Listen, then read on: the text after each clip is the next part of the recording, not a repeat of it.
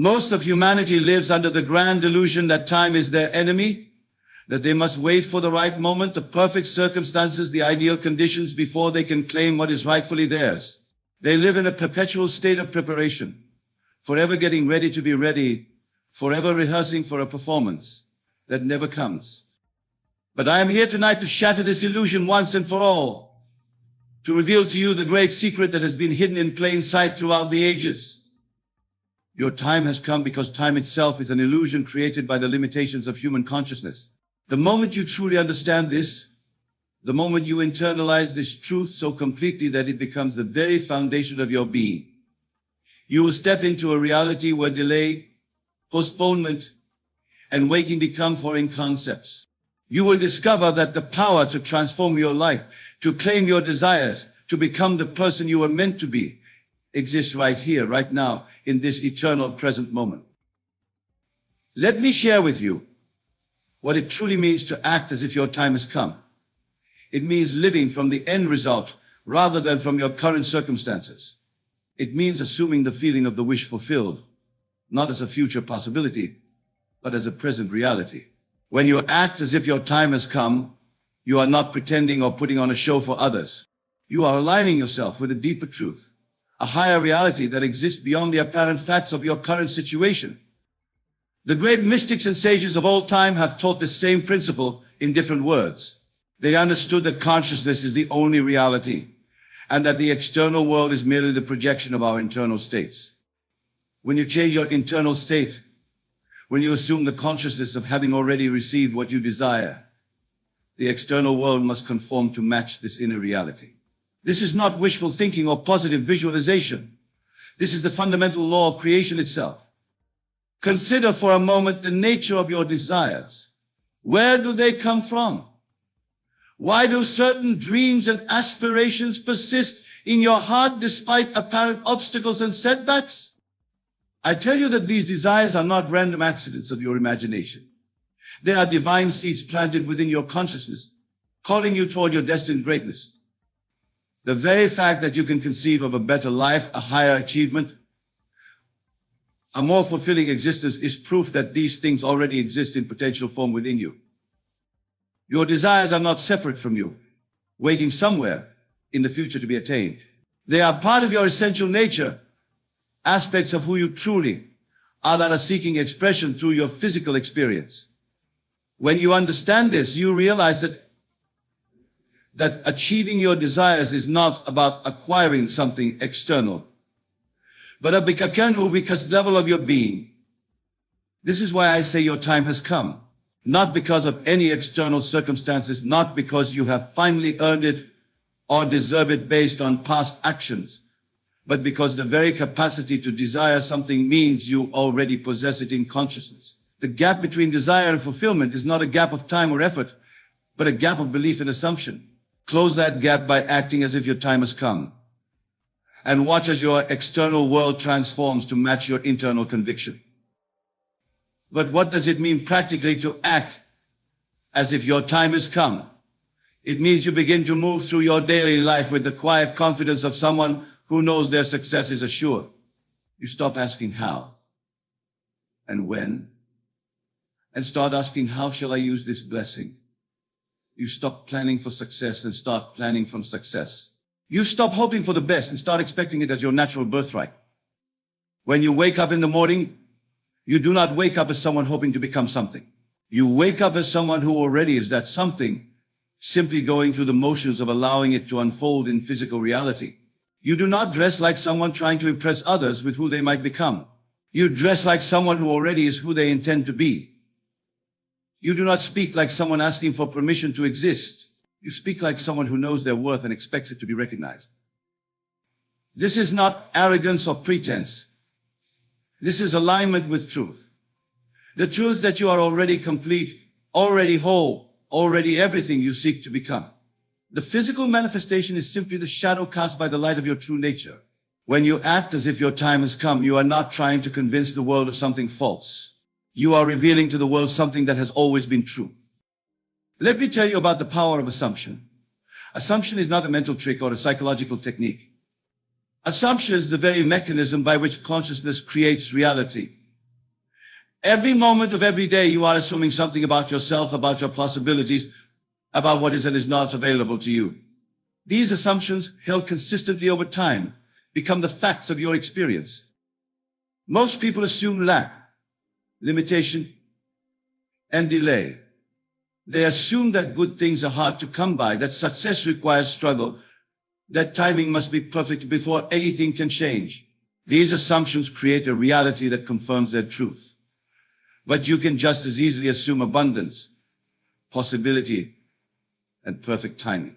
You can assume that your time has come, that everything you need is already available to you, that the universe is conspiring in your favor, bring about your highest good.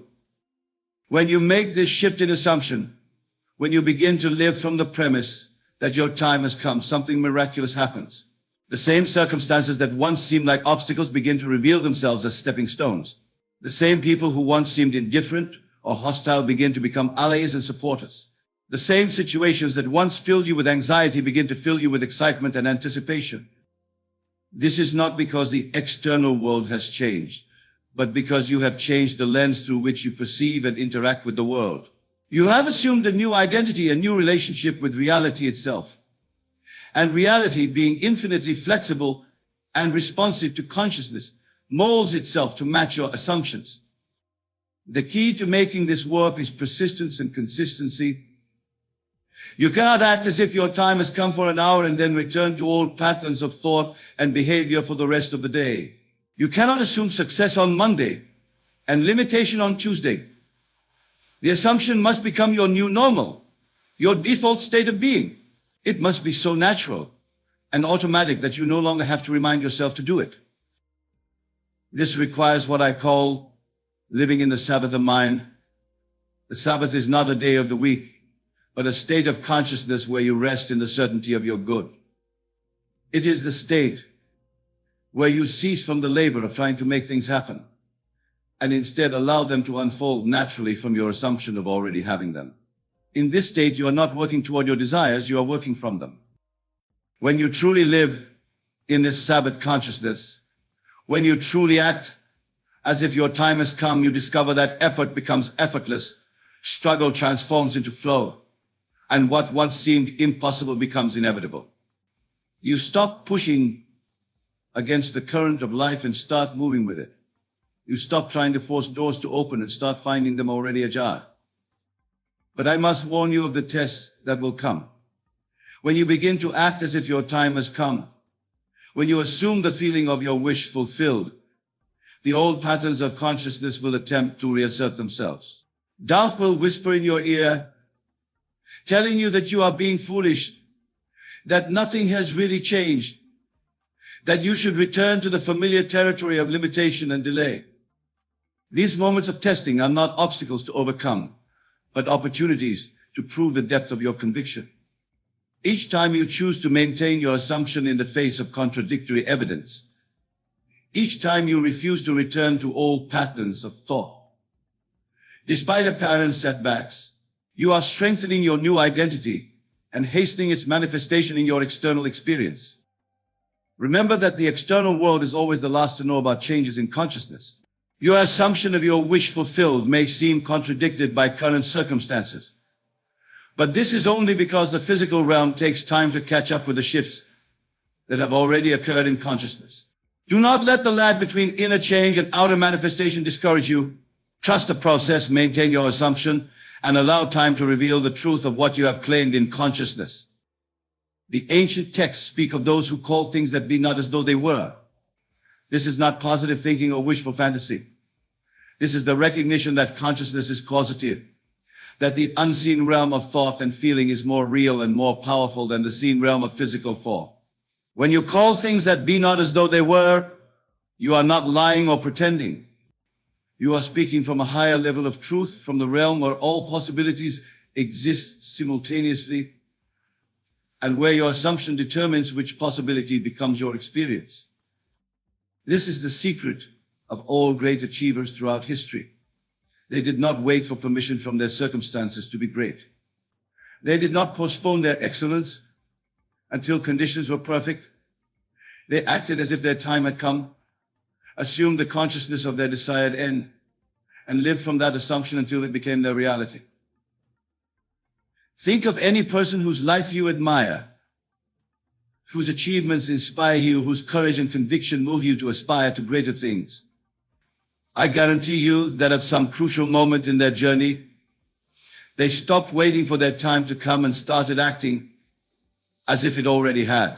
They made the leap from hoping to knowing, from trying to being, from becoming to already having become. You have the same power, the same capacity, the same divine right to make this leap.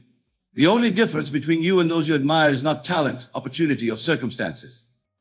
It is the willingness to act as if your time has come, to assume the feeling of your wish fulfilled, to live from the end rather than from the beginning. But let me address the fear that often arises when people first hear this message.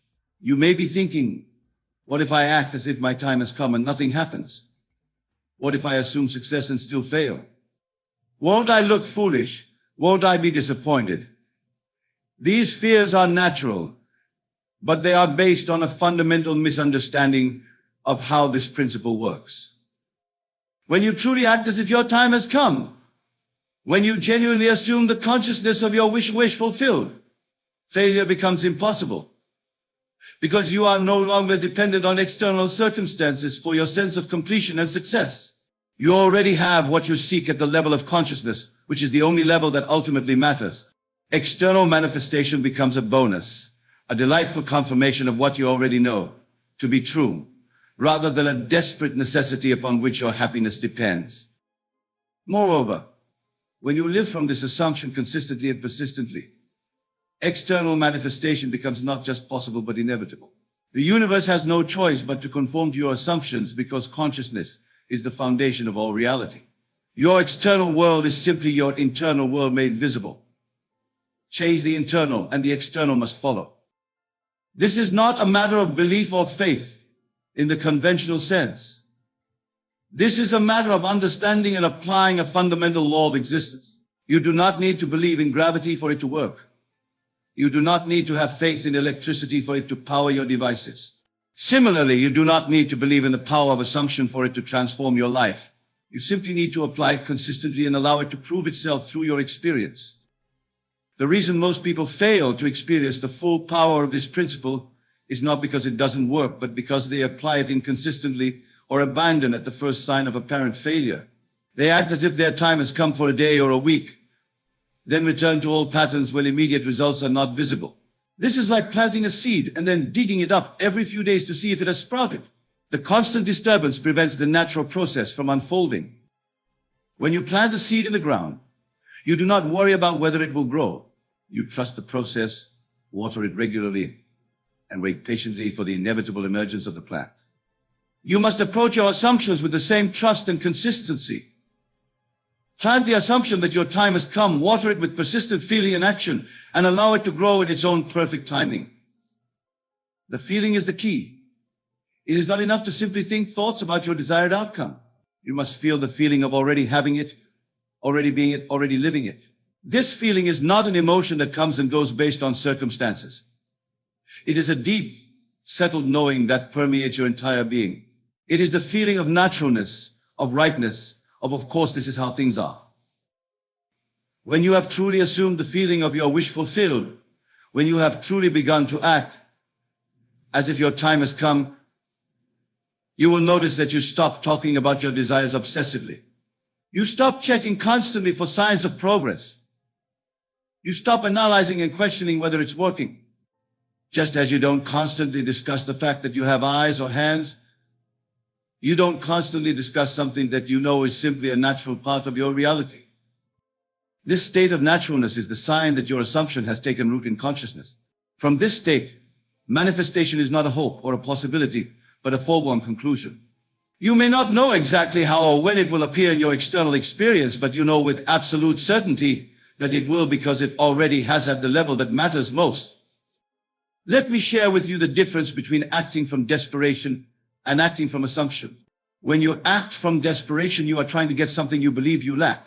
Every action is tinged with anxiety, effort, and attachment to outcome.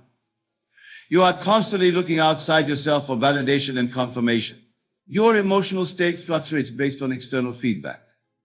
This approach, no matter how much activity it generates, keeps you trapped in the vibration of lack, and therefore attracts more experiences of lacking. When you act from assumption, from the knowing that your time has come, your actions spring from completeness rather than emptiness. You are not trying to get something. You are allowing something you already have to express itself. Your actions are guided by inspiration rather than desperation, by joy rather than fear, by certainty rather than hope.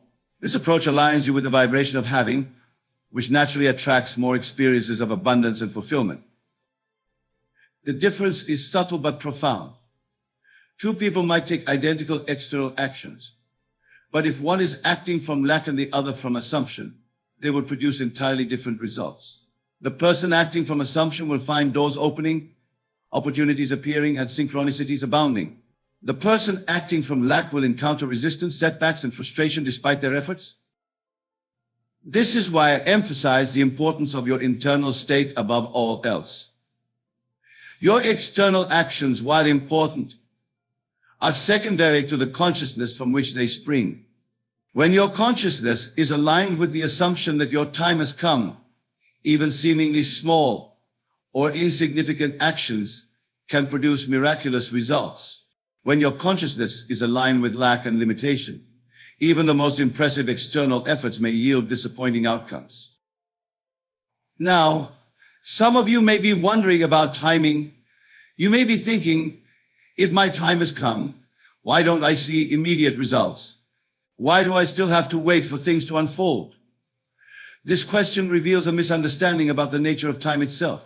Time, as you experience it in the physical realm, is linear and sequential. But in the realm of consciousness, all possibilities exist simultaneously in an eternal now. When you assume that your time has come, you are not creating something new in the future. You are selecting from what already exists in the present moment of consciousness. The apparent delay between assumption and manifestation is not a function of time but of resistance. The less resistance you have to your new assumption, the more quickly it will appear in your physical experience. Resistance comes in many forms: doubt, fear, impatience, old habits of thought, attachment to how things should unfold, and the opinions of others who are still operating from old paradigms.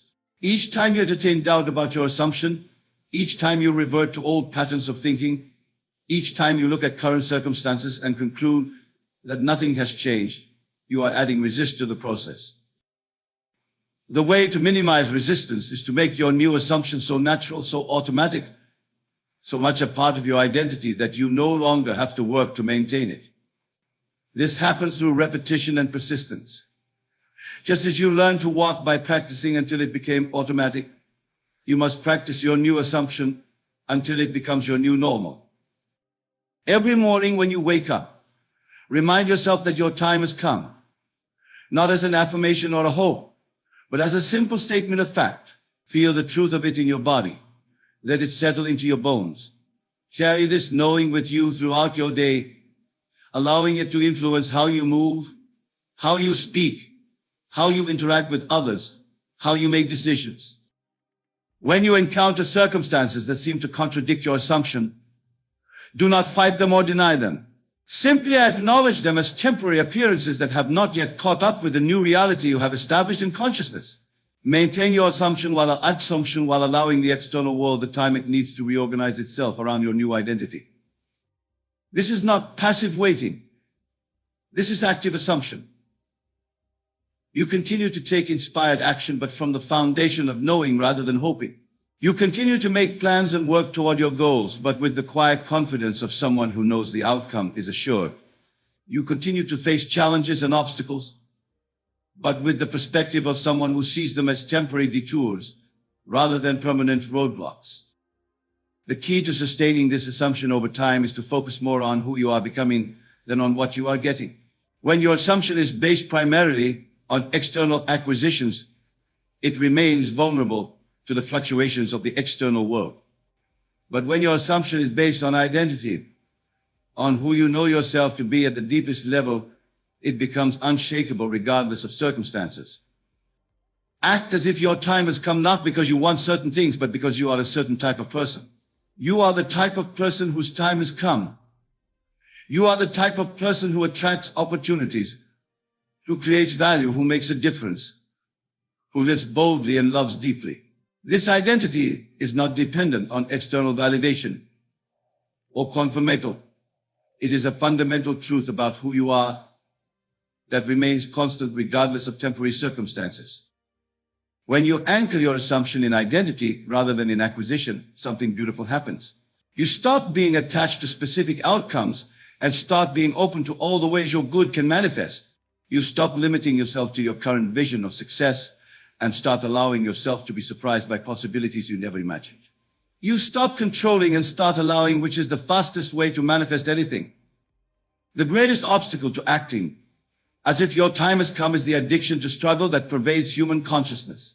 Most people have been conditioned to believe that anything worthwhile must be difficult, that success requires suffering, that ease and flow are signs of laziness or lack of ambition.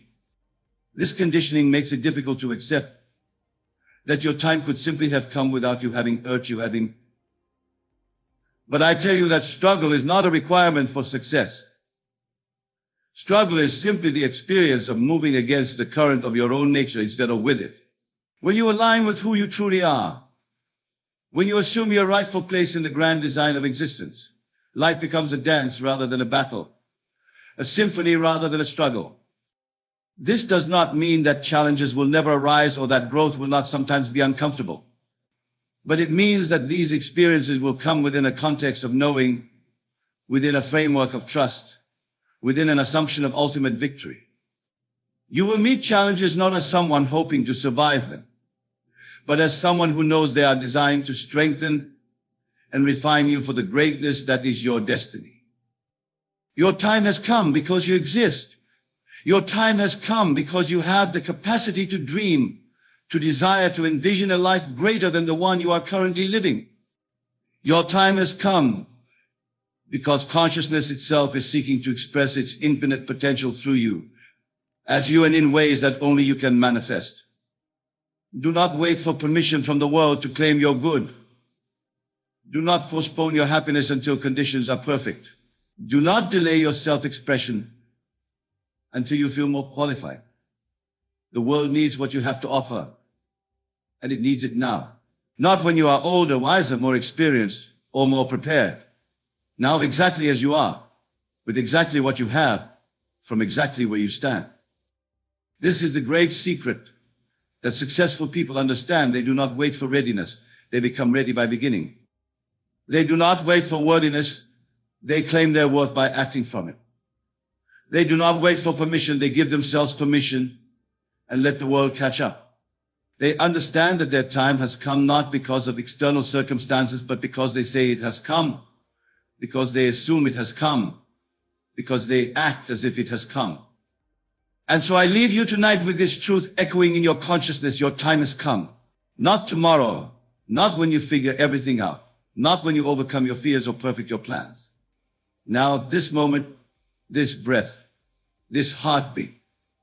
Your time has come because you are here, because you are awake, because you have the power to choose your assumptions about yourself and your possibilities. Act as if your time has come and discover that it has been waiting for you all along. Assume the feeling of your wish fulfilled and watch as the universe conspires to make it so. Live from the end and find that the end was actually the beginning of something far greater than you ever dared to imagine. Your time has come, my friends. The only question that remains is, what will you do with this magnificent opportunity that is your life? In the quietude of a moonlit garden, a gentle breeze whispers through the leaves, carrying with it the essence of unspoken devotion. Have you ever felt the profound impact of a love so deep? It transcends words. Love that communicates through the subtlest of gestures, the softest of touches, the most profound silences. Close your eyes for a moment. Envision a couple, hand in hand, walking through this tranquil garden. No words pass between them, yet their connection is palpable, electric, alive. This, dear friends, is the power of silent love. A force so potent, it can move mountains without uttering a single sound. But how does one harness this power? How can we show our true worth to our loved ones without resorting to grand declarations or extravagant display? The answer lies in the whisper of that breeze, in the gentle rustle of leaves, in the unspoken understanding that passes between two souls deeply in tune with each other. It's in the small, seemingly insignificant moments that true love flourishes and our worth shines through. Think back to a time when you felt truly seen, truly understood by your partner. Was it during a heartfelt conversation? Perhaps, but more often than not, it's in those quiet moments. A knowing glance across a crowded room, a comforting hand on your shoulder during a challenging time, or simply their presence beside you as you face life's ups and downs. These are the threads that weave the tapestry of a profound, enduring love, invisible to the naked eye, yet stronger than the most unbreakable steel. These threads connect us to our loved ones in ways that words often fail to capture. But here's the crux of the matter. These threads, these connections, they don't just happen by chance. They are cultivated, nurtured, grown with intention and care. And at the heart of this cultivation lies a fundamental truth. To truly show your worth to your loved one, you must first recognize and embrace your own inherent value. You see, the world outside is but a reflection of our inner reality. The love we receive, the worth others see and use, it all stems from the love and worth we recognize within ourselves. This isn't about ego or self-importance. No. This is about acknowledging the divine spark that resides within each of us, the unique essence that makes us who we are. When we truly embrace our own worth, when we stand firm in the knowledge of our inherent value, we radiate an energy that others can't help but notice. It's like a beacon drawing our loved ones closer, inviting them to see us as we truly are. But how do we cultivate this inner worth? How do we nurture the divine spark within us? It begins with self-reflection. Take a moment now to look within. What are the qualities that make you uniquely you? What are the strengths you bring to your relationships? Perhaps it's your unwavering loyalty, your ability to find humor in difficult situations, or your capacity for deep empathy. Whatever these qualities are, acknowledge them, embrace them, for they are the building blocks. Now imagine infusing every interaction with your loved one with this sense of self-worth. Imagine approaching each moment, each gesture, each silence with the full knowledge of your inherent value. How would that change the dynamics of your relationship? You see, when we operate from a place of inner worth, our actions take on a new depth, a new significance. A simple touch becomes a profound expression of love. A moment of silence transforms into a space of deep connection. Even the most mundane of daily interactions becomes infused with meaning and purpose. This is the alchemy of silent love. The ability to transform the ordinary into the extraordinary through the power of our inner state. But let's be clear, this isn't about perfection. It's not about presenting a flawless facade to your loved one. True worth, true love, embraces all aspects of who we are, our strengths and our vulnerabilities, our light and our shadows. In fact, it's often in our moments of vulnerability that our true worth shines brightest. And when we allow our loved ones to see us as we truly are, without pretense or mask, we create a space for deep, authentic connection. Remember the couple in the garden. Their silent connection wasn't born from perfection. It was forged in the crucible of shared experiences, joys and sorrows, triumphs and challenges. It was nurtured through moments of vulnerability, through times when they allowed themselves to be truly seen by each other. This vulnerability, this authenticity, is a gift we give to our loved ones. It's a silent action that speaks volumes about our trust, our commitment, our love. But here's the beautiful paradox. The more we embrace our own worth, the less we need external validation. We no longer seek to prove our value through grand gestures or constant reassurance. Instead, we simply are. We exist in our truth, radiating our worth through every fiber of our body. And in this state of being, we create a magnetic field of love around us. We attract experiences, people, and circumstances that align with our inner state. Our relationships become a reflection of the love and worth we hold within. This is where the true power of silent love lies, in its ability to transform not just our relationships, but our entire reality. As we cultivate our inner worth and express it through silent actions, we begin to see the world through new eyes. We notice the beauty in the small moments, the profound in the mundane. Our loved ones in turn begin to see us differently. They sense the shift in our energy, the depth of our self-worth. And as they do, the dynamics of the relationship begin to change. The connection deepens, the understanding grows, the love expands. But remember, this isn't a destination we arrive at overnight. It's a journey, a continuous process of growth and self-discovery. There will be moments of doubt, times when old patterns of thinking try to reassert themselves. In these moments, we must return to our center through the knowledge of our inherent worth. Imagine for a moment that you are a mighty oak tree. Your roots run deep into the earth, drawing nourishment from the soil of self-love and self-worth. Your trunk stands tall and strong, representing your core values and beliefs. Your branches reach toward the sky, ever growing, ever expanding. Now envision your loved one as another tree standing beside you. Your branches intertwine, creating a canopy of shared experiences and mutual support. But notice, each tree stands on its own, rooted in its own soil, strong in its own right. This is the essence of a healthy relationship. Two whole individuals choosing to share their lives, each secure in their own worth, each contribute to the growth of the other. As we stand in this awareness, we begin to understand that true love isn't about competing each other. It's about complementing each other. It's about creating a space where both individuals can flourish, where both can express their true worth. And it's in this state that the magic of silent love truly comes alive. It's here that a simple glance can convey volumes of affection. It's here that a gentle touch can provide more comfort than 1,000 words. It's here that silence becomes not an absence, but a presence, a tangible expression of love and connection. So as we move forward, let's carry this awareness with us. Let's approach our relationships not from a place of lack or need, but from a place of fullness and abundance. Let's allow our inner worth to shine through in every interaction, every gesture, every moment of silence. For in doing so, we not only show our loved ones our true worth, we invite them to recognize and embrace their own. And in this mutual recognition, this shared understanding of inherent value, we create relationships that are not just satisfying but truly transformative. This, dear friend, is the power of silent love. This is the alchemy that turns ordinary moments into extraordinary expressions of connection. This is the magic that awaits us when we fully embrace our worth and allow it to radiate through our being.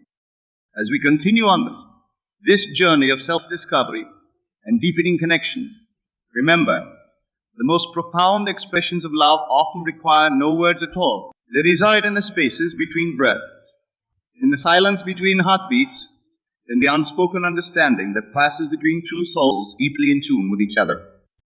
And it all begins with you, with your recognition of your own inherent worth, with your willingness to stand in your truth, with your courage to love deeply and authentically. From this foundation, we can explore the specific actions, the silent gestures that can transform our relationships and deepen our connections. So let us now turn our attention to these actions, these powerful yet subtle ways we can show our loved ones our true worth. For in these actions, we find the practical application of all we've discussed, the tangible expression of our inner worth, the silent language of profound love. As we stand rooted in the awareness of our inherent worth, we find ourselves at the threshold of transformation. The journey we've embarked upon isn't just one of self-discovery, but of profound connection. It's a path that leads us to the heart of what it means to truly love. What does it mean to show your worth to your loved one? Is it in the grand gestures, the lavish gifts, the eloquent declarations of love? Or could it be in something far more subtle, far more profound? The truth, my friends, lies in the silent actions. These are the gestures that speak louder than words, the moments that resonate in the depths of our being. They are the unspoken language of love, the quiet symphony of connection that plays between two hearts in tune. Let us explore 9 such actions, each a powerful testament to your work, each a silent declaration of your love. The first of these actions is the art of presence. In a world constantly vying for our attention, true presence is a rare and precious gift. It's about being fully there in body, mind, and spirit with your loved one. It's about putting away the distractions, silencing the mental chatter, and simply being. Think of a time when someone gave you their undivided attention. How did it make you feel? Valued? Important? Loved? That's the power of presence. When you choose to be fully present with your loved one, you're saying, without words, you matter to me. You are worthy of my time and attention. This presence manifests in myriad ways. It's in the way you turn towards your partner when they speak, giving them your full attention. It's in the way you put down your phone during dinner, choosing connection over distraction. It's in the way you sit in comfortable silence, simply enjoying each other's company. Presence is not just about physical proximity. It's about emotional availability. It's about creating a space where your loved one feels seen, heard, and understood. In your presence, they should feel free to be themselves, to express thoughts and feelings without fear of judgment. Remember, every moment of true presence is a gift. It's a silent action that speaks volumes about your love and the worth you place on your relationship. The second silent action, unwavering support. This goes beyond mere words of encouragement. It's about being a steady, reliable presence in your loved one's life, especially during challenging times. Unwavering support is standing by your partner's side as they pursue their dreams, even when those dreams seem impossible. It's believing in them when they struggle to believe in themselves. It's being their rock when the storms of life threaten to overwhelm them. This support doesn't always require grand gestures. Sometimes it's as simple as a reassuring squeeze of the hand before an important meeting. Other times it's staying up late to help them prepare for a presentation. It's celebrating their victories, no matter how small, and comforting them in their unwavering support is also about creating a safe haven for your loved one. It's about being the person they can turn to when the world feels too much. In your support, they find strength. In your steadfastness, they find courage. Remember, when you offer unwavering support, you are silently saying, I believe in you. I am here for you, no matter what. And in doing so, you demonstrate your own worth as a partner, a friend, a lover. The third silent action is the language of touch. In the gentle caress of a hand, the warm embrace of a hug, the soft brush of lips, you find a form of communication that transcends words. Physical touch has the power to comfort, to heal, to express love in its purest form. It's in the way you reach for your partner's hand as you walk together. It's in the comforting arm around their shoulder when they're feeling down. It's in the tender kiss goodnight and the warm cuddle in the morning. But the language of touch goes beyond romantic gestures. It's also in the playful ruffle of hair, the gentle pat on the back, the comforting hand on the arm. Each touch is a wordless expression of affection, of connection, of... Remember, touch is a powerful tool. Use it mindfully, respectfully. Let your touch be a source of comfort, of reassurance, of love. Let it speak the words your mouth cannot utter, express the emotions your voice cannot convey. The fourth silent action is thoughtful gestures. These are the small acts of kindness that show your loved one you're thinking of them, that you care about their happiness and well-being. It could be as simple as making their favorite breakfast on a busy morning, or leaving a loving note in their lunchbox. Perhaps it's taking care of a chore they usually do, without being asked, or remembering to pick up their favorite snack when you're at the store. These gestures don't need to be grand or expensive.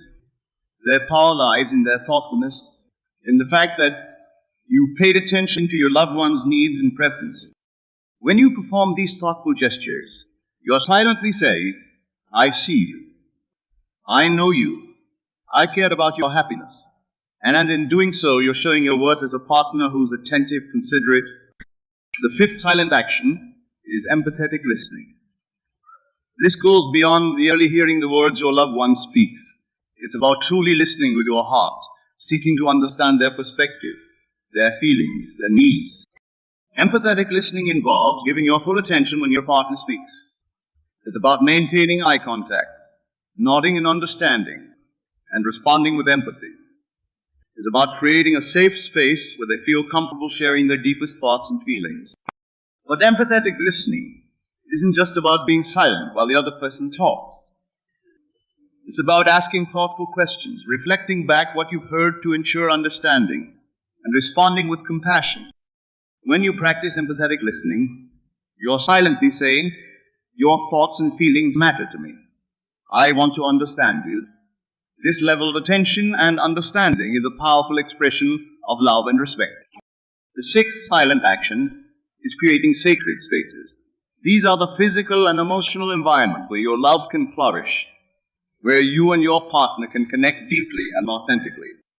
A sacred space could be a physical location, a cozy corner in your home where you enjoy your morning coffee together, or a favorite spot in nature where you go for walks. But it can also be a temporal space, a weekly date night, or a daily ritual of sharing your highs and lows. Creating these spaces is about intentionally carving out time and place for your relationship to grow. It's about prioritizing your connection amidst the chaos of daily life. In these sacred spaces, you have the opportunity to be fully present with each other to deepen your bond, to create shared memories. When you create and maintain these spaces, you're silently saying, "Our relationship is a priority to me. I want us to have time and space to connect." Seventh silent action is nurturing personal growth. This is about encouraging and supporting your loved one's evolution as an individual, while also focusing on your own growth. Nurturing personal growth involves encouraging your partner to pursue their passions, to learn new skills, to step out of their comfort zone. It's about celebrating their achievements and supporting them through their struggles. But it's equally about focusing on your own growth. It's about continuously working on becoming the best version of yourself, not just for your partner, but for yourself. When you nurture personal growth, both your partner's and your own, you're silently saying, "I believe in your potential, and I'm committed to realizing my own. I want us both to be the best versions of ourselves." The eighth silent action is honoring boundaries. This is about respecting your loved one's individuality, their need for personal space, their right to have thoughts, feelings, and experiences that are separate from you. Honoring boundaries means asking for consent before entering their personal space. It means respecting their need for alone time. It means accepting that there may be parts of their life that they choose not to share with you. But it's also about setting and maintaining your own healthy boundary. It's about communicating your needs clearly and respectfully, standing firm in what you know is right for you. When you honor boundaries, both yours and your partner's, you are silently saying, "I respect you as an individual. I value our autonomy as much as I value our connection." The ninth and final silent action is radiating unconditional love. This is perhaps the most powerful, yet the most challenging of all the actions. Radiating unconditional love means loving your partner, not for what they do or what they give you, but simply for who they are. It means loving them on their good days and their bad days, when they're at their best and when they're struggling. It means loving them enough to let them be themselves, to make their own choices, to follow their own path, even when that path diverges from yours. It means loving them through changes, through growth, through evolution. Unconditional love doesn't mean accepting harmful behavior or staying in unhealthy situations. Rather, it means maintaining a core of love and respect for the essence of who your partner is, even when you disagree with their actions. When you radiate unconditional love, you're silently saying, "I love you for who you are, not for what you do for me. My love for you is not dependent on circumstances or conditions." These 9 silent actions, the presence, unwavering support, the language of touch, thoughtful gestures, empathetic listening, creating sacred spaces, nurturing personal growth, honoring boundaries, and radiating unconditional love, are powerful ways to show your loved one your true worth. They are not grand declarations or extravagant displays. They are quiet, consistent actions that, over time, weave a tapestry of deep connection and profound love. As you incorporate these actions into your daily life, remember that they're not tasks to be checked off a list. They are expressions of your inner state, reflections of the love and worth you hold within yourself. Practice them with intention, with mindfulness, with love. Let them become as natural as breathing, as integral to your relationship as the air you share. And as you do, watch how your relationship transforms. Notice how your connection deepens, how your understanding of each other grows, how your love expands and evolves. For in these silent actions, you are not just showing your worth to your loved one. You are creating a relationship of mutual respect, deep understanding, and profound love. You are crafting a love story written not in words, but in the language of silent, meaningful actions. And in this silent symphony of love, you'll find a connection more powerful, more profound than words could ever express. This, dear friends, is the true power of silent love. This is how you show your loved one your true worth. As we've explored the 9 silent actions that demonstrate our worth to our loved ones, we find ourselves at the threshold of profound truth. Our relationships are mirrors, reflecting back to us the love and worth we hold within ourselves. This realization brings us to the heart of manifesting our true worth, not just in our relationships, but in every aspect of our life. How do you perceive yourself? What value do you place on your own being? The answers to these questions shape not only how you interact with your loved ones, but how you move through the world at large. You see, the process of manifesting your true worth begins within. It's an internal journey, a shift in consciousness that ripples outward, touching every facet of your existence. This isn't about ego or self-importance. Rather, it's about recognizing and honoring the divine essence that resides within you. Think of yourself as a vessel of infinite potential, a unique expression of the universal consciousness. Within you lies all the wisdom, all the love, all the power you could ever need. Your task is not to acquire worth from external sources, but to uncover and express the worth that already exists within you. This understanding transforms how we approach our relationships. No longer do we seek validation or completion from our partners. Instead, we come to our relationships whole, complete, brimming with love and worth. From this place of fullness, we can truly give, truly love, truly connect. But how do we make this shift? How do we move from seeking worth externally to recognizing and manifesting our inherent value? It begins with self-reflection. Take a moment now to look within.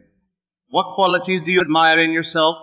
What strength do you bring to your relationships, to your work, to the world? Perhaps it's your compassion, your creativity, your resilience. Wherever these qualities are, acknowledge them. Celebrate them, for they are expressions of your true worth. Next, consider the beliefs you hold about yourself. Are they limiting or empowering? Do they reflect your true potential, or do they keep you small? Remember, your beliefs shape your reality. As you think, so shall you become. If you find yourself harboring limiting beliefs, know that you have the power to change them. You are not bound by past programming or societal expectations. You are a creator capable of reshaping your inner world and, by extension, your outer reality. This makes you a powerful truth. You are not merely a passive observer of your life, but an active creator of your experience. Your thoughts, your beliefs, your expectations, these are the tools with which you sculpt your reality. When you truly understand this, you begin to approach life differently. You no longer see yourself as a victim of circumstances, but as a powerful creator of your own destiny. This shift in perspective is transformative, not just for you, but for everyone around you. In your relationships, this manifests as a profound sense of security and authenticity. You no longer need your partner to complete you or validate your worth. Instead, you come to the relationship as a whole being, offering your love freely. This is the essence of unconditional love, a love that flows from your own fullness, not from a place of lack or need. It's a love that says, I don't need you to be a certain way for me to love you. I love you as you are, and I love myself as I am. As you embody this truth, you'll find that your relationships naturally deepen and flourish.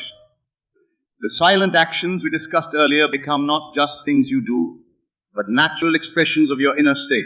Presence, support, empathy. These flow effortlessly from your being because they are aligned with your true nature.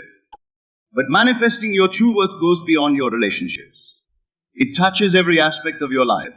In your work, it shows up as confidence and excellence. In your personal pursuits, it manifests as passion and dedication. In your spiritual life, it expresses itself as peace and connection to something greater than yourself. You begin to move through the world with a quiet confidence, a serene knowing of your inherent value. This doesn't mean you'll never face challenges or doubts, but when you do, you have a deep well of self-worth to draw from, an unshakable foundation that supports you through life's ups and downs. Most powerful secret. The most effective way to manifest your true worth is to live from the end. What does this mean? It means embodying the state of being you desire as if it's already your reality. If you want to be valued, act as someone who knows their worth. If you want to be loved, be loving. If you want to be respected, be respectful. This isn't about pretending or putting on a facade. It's about aligning your thoughts, feelings, and actions with your truest, highest self. When you live from this place, you send out a powerful message to the universe. You declare, this is who I am. This is my word. And the universe, in its infinite wisdom, responds in kind, reflecting back to you the reality you claim for yourself. This principle applies to all areas of life, including your relationships. If you want a relationship filled with love, respect, and understanding, embody those qualities yourself. Be the partner you wish to attract. Live as if you're already in the relationship of your dreams. As you do this, you'll find that your external reality begins to shift to match your inner state. The right people, opportunities, and experiences naturally gravitate towards you because you're vibrating at a frequency that attracts them. Remember, manifesting your true worth isn't about changing who you are at your core. It's about peeling away the layers of doubt, fear, and limiting beliefs to reveal the radiant being you've always been beneath. It's about recognizing that you are not separate from the source of all creation, but an integral part of it. You are not just a drop in the ocean, but the entire ocean in a drop. When you truly understand and embody this truth, your worth becomes self-evident undeniably. So, as we conclude this exploration of silent love in 2 words, I invite you to carry these truths with you. Let them infuse your thoughts, your actions, your very being. Live each day as a testament to your inherent value, your divine nature. Express your worth through the silent actions we discussed. Be present. Offer unwavering support. Speak the language of touch. Perform thoughtful gestures. Listen with empathy. Create sacred spaces. Nurture growth. Honor boundaries. Radiate unconditional love. But above all, remember this. Your true worth isn't something you need to prove or earn. It's your birthright, your inherent nature.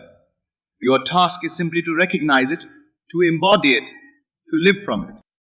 As you do, you'll find that your relationships transform, your life expands, and you become a powerful force for love and positive change in the world. But when you truly manifest your worth, you give others permission to do the same. You become a living example of what's possible when we embrace our divine nature and live from a place of love and authenticity. This, dear friends, is the ultimate expression of silent love. The love that needs no words because it radiates from every fiber of your being. This is how you truly show your loved ones, and indeed the world, your true magnificent worth. The universe, this vast intelligent power that surrounds us, that lives in us, that ISS does not respond to your wants. And yet, this is the most liberating truth you will ever encounter, for it unveils the actual law by which your world is shaped, the fallacy of wanting. But Neville, you might say, I have been taught that I must want things intensely to attract them. This, my dear friends, is the first illusion we must dispel. Wanting by its very nature is an admission of lack. When you say I want, you are declaring to the universe, I do not have. And the universe, being the perfect mirror of consciousness, reflects back precisely this state of not having. Consider for a moment what the word want truly implies. To want is to be without.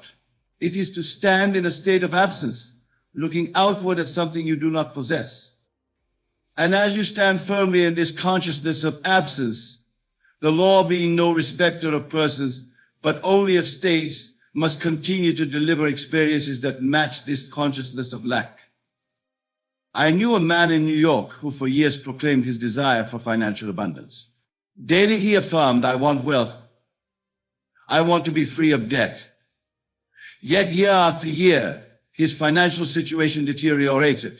One day, in desperation, he came to me, and I shared with him what I now share with you. The universe was not failing him. It was responding with perfect precision to his consciousness of wanting, of absence, of lack. The state to which the universe responds. If the universe does not respond to want, to what does it respond? It responds unfailingly to your state of being, to what you are claiming yourself to be in the depths of your consciousness. The universe does not care what you want. It only cares what you are. Every moment of your existence, you occupy a state. These states are countless. But at this very moment, you are in a state. It may be a state of health or illness, wealth or poverty, love or loneliness. And the universe, with mathematical precision, delivers experiences that correspond to this state. I am, these two words are the most powerful in all of existence. Whatever follows, I am shapes your reality. When you declare I am sick, the universe does not analyze whether you desire this sickness. It simply reflects back experiences that match this declaration. When you declare I am wealthy, even if your bank account appears empty, you are shifting into a state to which the universe must respond. What many fail to realize is that you need not wait for external evidence to claim a new state of being. In fact, the evidence will only follow your prior assumption. As I have told you time and again, imagination creates reality. But it is not what you imagine as something distant or separate from yourself. It is what you imagine yourself to be. The feeling I ask the secret. My beloved audience, here we approach the heart of the matter. The universe responds not to your thoughts, not to your words, not even to your occasional declarations. It responds to your consistent feeling, your emotional state, the mood that permeates your being. Feelings are the language of the soul. They are the true communication between you and the divine power that shapes your world. When you feel wealthy, you are wealthy in consciousness, and the universe must respond to this state. When you feel loved, you are loved in consciousness, and your world reshapes itself to reflect this truth. I recall a young woman who attended my lectures in Los Angeles. For years, she had been seeking a loving relationship, moving from one disappointing encounter to another. I want to be loved, she would say with tears in her eyes. And yet day after day, she walked through the world carrying a feeling of being unloved and unwanted. I instructed her to cease her wanting and instead to assume the feeling of being deeply loved. Before you sleep tonight, I told her, feel the warmth of loving arms around you. Feel the absolute certainty that you are cherished beyond measure. She followed this instruction not once, but night after night. Within a month, her entire demeanor had changed. She no longer moved through the world as one seeking love, but as one who knew herself to be loved. And as is always the case, when one assumes a new state, her external reality rearranged itself to match her inner knowing. The loving relationship she had sought appeared in her life, seemingly by chance, yet perfectly aligned with the law, living from the end. If the universe responds to your state of being, then the great secret of manifestation is to assume the state of your wish fulfilled. This is what I mean when I speak of living from the end. When you live from the end, you are not looking toward a desired future, you are experiencing it as present fact in your imagination. And imagination, when coupled with feeling, is the very substance of reality and formation. Consider this: every invention, every building, every work of art first existed in someone's imagination before it was made manifest in the physical world. The Wright brothers imagined human flight before they created the first airplane. Michelangelo saw David within the marble before his chisel touched the stone. In the same way, the life you desire already exists in potential. awaiting your assumption of its reality and consciousness. The universe does not need to create it anew. It needs only to move the existing pieces of your life to match your inner conviction. I knew a physician who dreamed of opening a clinic to serve those who could not afford medical care. For years he said, "I want to open my clinic," yet he remained in his conventional practice. When he came to understand the principle I am sharing with you tonight, he began to assume the state of already running his dream clinic. Each night before sleep, he would imagine walking through the doors of his clinic. He would feel the satisfaction of treating patients regardless of their ability to pay. He would hear their words of gratitude. He would experience the fulfillment of his life's purpose not as a future event, but as a present reality. Within 6 months, a series of seemingly unrelated events led to the fulfillment of this dream. A building became available in precisely the location he had imagined. Funding appeared from unexpected sources. Medical supplies were donated by a company that was upgrading its equipment. The universe did not respond to his years of wanting. It responded immediately when he assumed the state of already being what he desired to be. The LAYS impersonal. My friends, I must emphasize that the law of which I speak is entirely impersonal. It does not judge whether your desires are noble or ignoble, spiritual or material. It simply responds to the state you occupy. This is why you will find both saints and criminals who understand the law and use it effectively. The saint assumes the state of communion with God and experiences divine revelations. The criminal assumes the state of successful theft and finds opportunities for ill-gotten gain. The law itself is neutral. It is the consciousness of the individual that determines how the law will operate in their personal experience. I am not suggesting that you use this knowledge for questionable purposes. I am merely illustrating that the universe does not make moral judgments about your desires. It simply reflects back to you the state you have chosen to occupy. This understanding should free you from any lingering belief that you must somehow be worthy of your desires. The only worthiness required is your willingness to assume the state of the wish fulfilled. The universe does not respond to your worthiness. It responds to your consciousness. The Sabbath, resting on the assumption, having recognized that the universe responds not to your wanting, but to your state of being. The question naturally arises, how do we maintain the desired state long enough for it to become our physical reality? The answer lies in what the ancient scriptures call the Sabbath. The Sabbath is not merely a day of the week. It is a state of consciousness. It is that moment when you rest from your labors, knowing that what you have been seeking is already yours in consciousness. When God completed the work of creation, he rested knowing it was finished. In the same way, once you have assumed the state of your wish fulfilled, you must rest in that assumption, knowing that the work is complete on the level of consciousness and its physical manifestation is assured. This rest is not inactivity.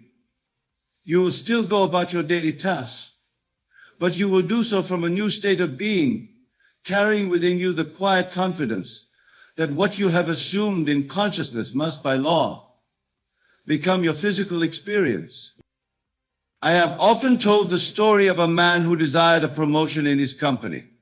For months he had been passed over despite his qualifications. When he learned this principle, he began to assume the feeling of already occupying the new position. He mentally heard the congratulations of his colleagues. He felt the satisfaction of the increased responsibility and compensation. Having assumed this state, he then rested in his assumption. He did not anxiously check for signs of his promotion. He did not repeatedly discuss his desire with colleagues. He simply knew with unshakable conviction that in consciousness, the promotion was already his. 2 weeks later, he was called into his superior's office and informed that due to a reorganization of the company, a new position had been created, one that perfectly matched his skills and offered even greater advancement than he had imagined. The universe had responded not to his wanting, but to his being, the creative power of envision. There are times, my dear friends, when despite our best efforts, we find ourselves entrenched in undesirable states. Perhaps we have been living with the consciousness of illness, financial struggle, or strained relationships for so long that it seems impossible to assume a new state. In such moments, we can employ the powerful technique of revision. Revision is the art of reimagining past events to align with our desired state of being. It is not mere wishful thinking or denial of reality. It is a conscious restructuring of our relationship to our past. Consider that what we call the past exists only in our memory. And memory is not fixed, it is fluid, subject to constant reinterpretation. By revising our memories, we alter the foundations upon which our current state rests. I recall a woman who had experienced a bitter argument with her sister, leading to years of estrangement. The memory of that argument poisoned her thoughts and kept her in a state of resentment and loss. When she learned the principle of revision, she began each night to reimagine that pivotal conversation. In her imagination, she replaced harsh words with expressions of understanding. She felt the warmth of reconciliation instead of the cold of rejection. Night after night, she revised this memory until the new version felt more real to her than the original experience. Within a month, she received a letter from her sister expressing a desire to heal their relationship. The universe responded not to the historical facts, but to the woman's revised state of consciousness. The power of your assumptions. My friends, let us delve deeper into what truly shapes your reality. Your assumptions, even those of which you are not consciously aware, are constantly being projected into your experience. These assumptions are not merely thoughts. They are the deeply held convictions about yourself and the world that color your perception and draw corresponding experiences to you. Many go through life never examining their core assumptions. They assume life is difficult, people are untrustworthy, success is for the lucky few, or love is fleeting. And as they cling to these assumptions, the law faithfully delivers experiences that confirm them. I knew a businessman who, despite his intelligence and work ethic, repeatedly found himself in failed ventures. When we examined his assumptions, we discovered that deep within his consciousness lay the conviction that success requires struggle, and anything easily gained is not truly valuable. With this understanding, is it any wonder that the universe presented him with one struggle after another? He was not experiencing these difficulties because the universe was indifferent to his desires. He was experiencing them because the universe was responding perfectly to his assumptions about the nature of success. Once he recognized these hidden assumptions, he began the work of deliberately assuming their opposites. Success flows to me with ease, he would affirm before sleep. My prosperity benefits everyone it touches. As he persisted in these new assumptions, his external circumstances gradually transformed to match his inner canvas. The imaginal ACT. How then do we effectively transition from our current state to the desired state? Through what I call the imaginal act, a deliberate exercise of consciousness in which we temporarily set aside physical reality and immerse ourselves in the reality we wish to experience. The imaginal act is not daydreaming or idle fantasy. It is a controlled, purposeful use of imagination to create a sensory-rich experience of your wish fulfilled. During the imaginal act, you temporarily close the door on the world of the senses and open yourself to the world of infinite possibilities. For this exercise to be effective, it must include sensory detail. If you desire a new home, you must not merely see it, you must feel the doorknob in your hand, hear your footsteps on the floor, smell the freshness of the air, touch the texture of the walls. You must occupy the scene as if it were physically present. The power of the imaginal act lies not in its duration, but in its intensity. A single moment of complete immersion in the feeling of the wish fulfilled can be more effective than hours of half-hearted visualization. The key is to achieve what I call the feeling of reality. That moment when your imaginative experience feels as solid and substantial as any physical experience. I taught this principle to a young artist who had struggled for years to have his work recognized. Each night he would engage in an imaginal act in which he stood in a gallery surrounded by his paintings. He would hear specific words of appreciation from attendees. He would feel the quiet satisfaction of artistic recognition. Within 3 months, he was invited to participate in a group exhibition at a prestigious gallery, the very recognition he had been imagining. The universe responded not to his years of wanting recognition, but to his assumption of already having received it. The law of identical harvest. There exists a principle articulated in various spiritual traditions that you reap what you sow. I prefer to think of this as the law of identical harvest. Whatever you plant in consciousness through your consistent assumptions, feelings, and imaginal acts must eventually flower into corresponding external experiences. This law operates with mathematical precision. If you plant corn, you cannot harvest wheat. If you plant assumptions of lack, you cannot harvest abundance. If you plant feelings of unworthiness, you cannot harvest experiences of being valued and appreciated. Many misunderstand this principle, believing that if they think positive thoughts occasionally while maintaining a consciousness of limitation, they will somehow reap positive results. But occasional thoughts have little power against the deeply rooted assumptions that govern your basic sense of identity and possibility. It is not what you think about occasionally, but what you consistently assume yourself to be that creates your reality. Your harvest will always be identical in kind to the seeds you have planted in consciousness. I recall a teacher who came to me in despair over her classroom of unruly students. I want them to be respectful and engaged, she said. Yet each day she walked into her classroom assuming conflict and resistance. Her consciousness was filled with seeds of classroom struggle. I instructed her to plant new seeds to assume that her students were capable, interested, and naturally inclined toward order. Before each class, she would imagine the feeling of teaching engaged, respectful students. She would feel the satisfaction of meaningful educational exchange. Within weeks, the atmosphere in her classroom transformed. The universe responded not to her wanting better behavior from her students, but to her assumption of already experiencing ideal classroom interactions. Persistence until naturalness. My dear friends, the transition from one state to another is rarely instantaneous in its physical manifestation. While the shift in consciousness can occur in a moment, the reorganization of your external circumstances typically unfolds over time. The key to successful manifestation is persistence, not the strained persistence of forcing yourself to believe something against all evidence, but the natural persistence that comes from knowing the law and trusting its operation.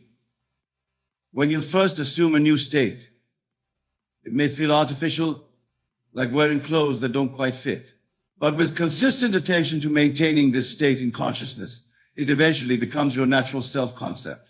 When this naturalness is achieved, the manifestation of your desire is assured. I have observed that many abandon their imaginal work too soon. They assume the state of the wish fulfilled for a few days, see no immediate physical evidence, and conclude that the principle is not working. What they fail to realize is that manifestation follows a natural gestation period.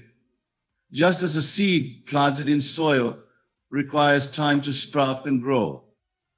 There was a salesman who dreamed of doubling his income. Following these principles, he assumed the state of already earning his desired amount.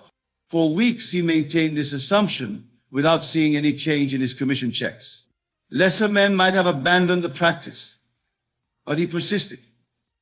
In the 9th week, he was offered a position managing a team of salespeople, a role that more than doubled his income. The universe had been responding to his assumption all along, rearranging circumstances in ways he could not have anticipated to deliver the essence of his desire. The distinction between wishing and assuming. As we near the conclusion of our discussion, I must emphasize the crucial distinction between wishing for something and assuming it as fact in consciousness.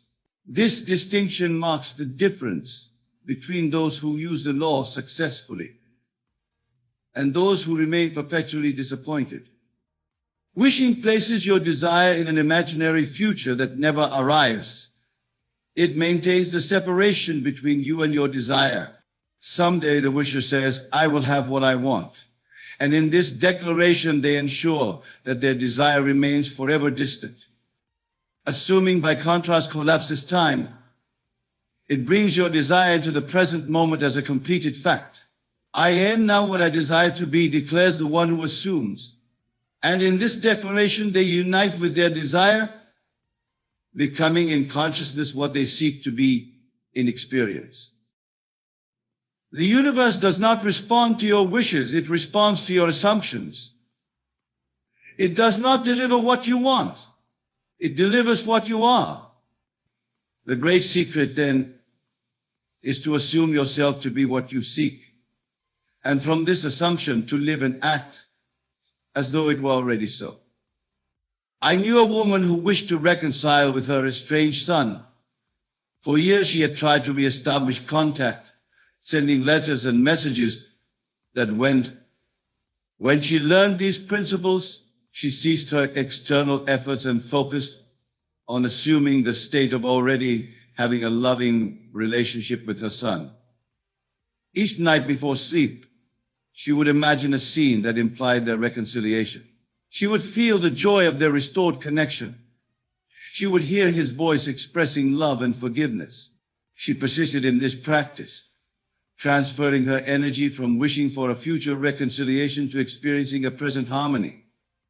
Within 2 months, she received a phone call from her son, the first in over 3 years. The conversation led to a meeting, which led to the healing of their relationship. The universe responded not to her wanting reconciliation, but to her assumption of it as an accomplished fact, living in a state of abundance. My friends, as we bring this discussion to a close, I want to address the most common desire expressed by those who attend my lectures, the desire for greater abundance, prosperity, and financial freedom. Many approach this desire from a consciousness of lack. They see money as something outside themselves that they must struggle to acquire. They believe there is a limited supply of wealth, and they must compete with others to secure their portion. And as they maintain this consciousness, the universe faithfully delivers experiences of financial struggle and limitation. The truth is that abundance is not something you obtain, it is a state you occupy. When you live in the state of abundance, you experience yourself as connected to the infinite supply of the universe. You know with unshakable conviction that all your needs are met, not from a limited external source, but from the limitless source within. From this state, you take actions not from desperation, but from inspiration. You make decisions not from fear, but from a sense of security and possibility. And as you live from this state, the universe rearranges itself to reflect your consciousness of plenty. I recall a woman who had lived for years with financial anxiety, constantly worrying about paying her bills. When she learned these principles, she began to live from the state of abundance. Each night she would fall asleep feeling the relief and gratitude of having more than enough. During the day, she would walk through the world carrying this feeling of abundance, regardless of her bank balance. Within 3 months, opportunities for increased income appeared in her life. A skill she had developed as a hobby became the foundation for a profitable business. An investment she had made years earlier suddenly increased in value. The universe responded not to her wanting abundance, but to her being abundant in consciousness. The final word, faith in the Allah. We have covered much ground tonight, exploring the profound truth that the universe responds not to your wants, but to your state of being. As we conclude, I wish to leave you with a final thought on the role of faith in the application of this law. Faith in the context of manifestation is not blind belief in something for which there is no evidence. It is the conviction born of understanding that the law operates with mathematical precision. It is the certainty that when you assume a state in consciousness, the universe must deliver experiences that match that state. This faith is not something you must struggle to attain. It arises naturally from an intellectual and experiential understanding of the law. The more you observe the law in operation in your own life, the stronger your faith becomes until it transforms into knowing. Begin tonight to practice what you have learned. Choose one desire that has thus far eluded you. Rather than wanting it, assume the state of already possessing it. Create an imaginal scene that implies its fulfillment. Feel the reality of this scene. Fall asleep in this state. Maintain this assumption during your waking hours, and watch as the universe, with perfect fidelity, reshapes your external world to match your inner conviction. Remember always, the universe doesn't care what you want, it cares what you are.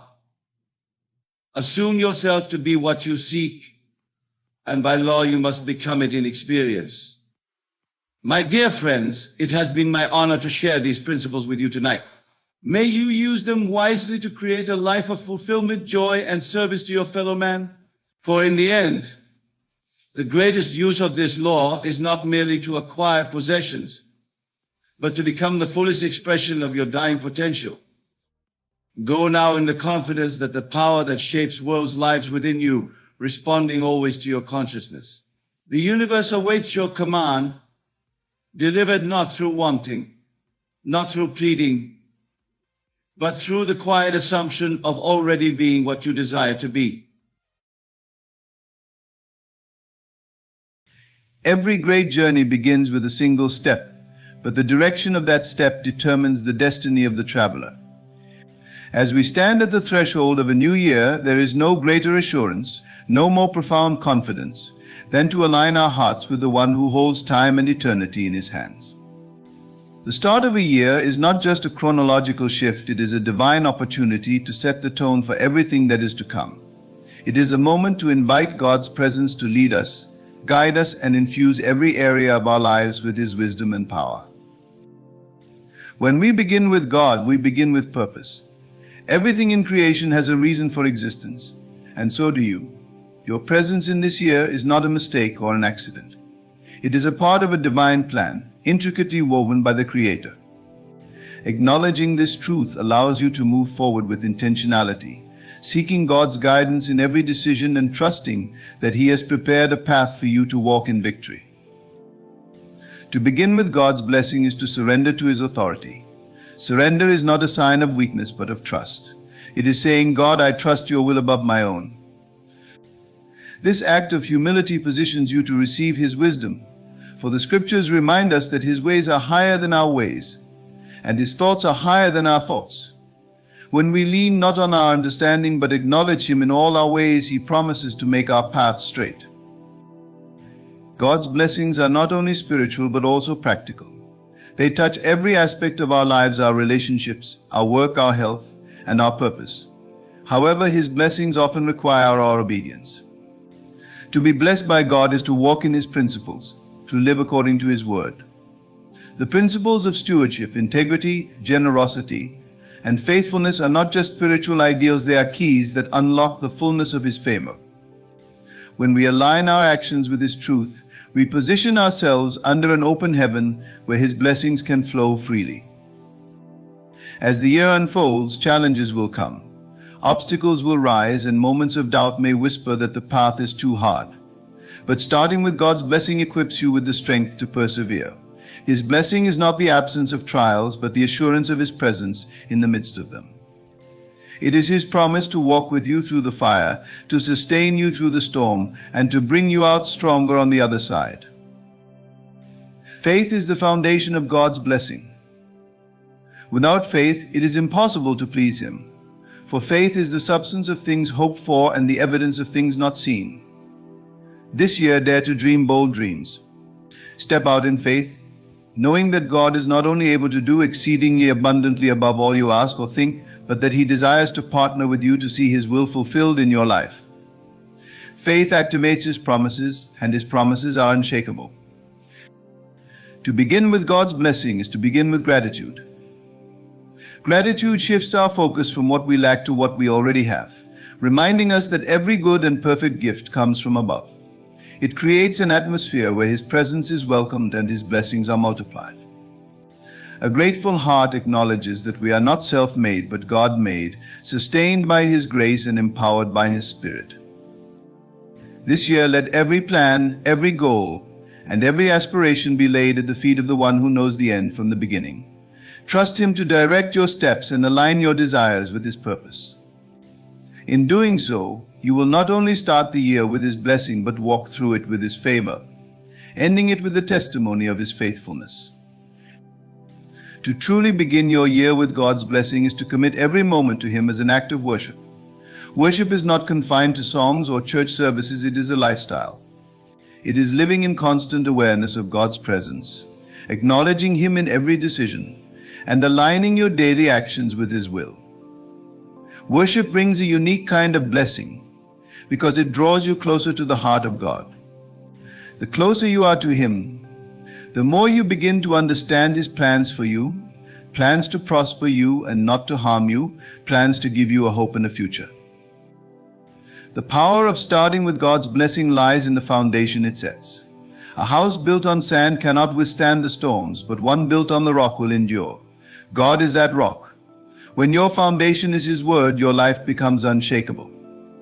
His Word is full of promises that provide stability, guidance, and hope. Meditating on His Word daily is not just a discipline, it is an invitation to align your spirit with His truth.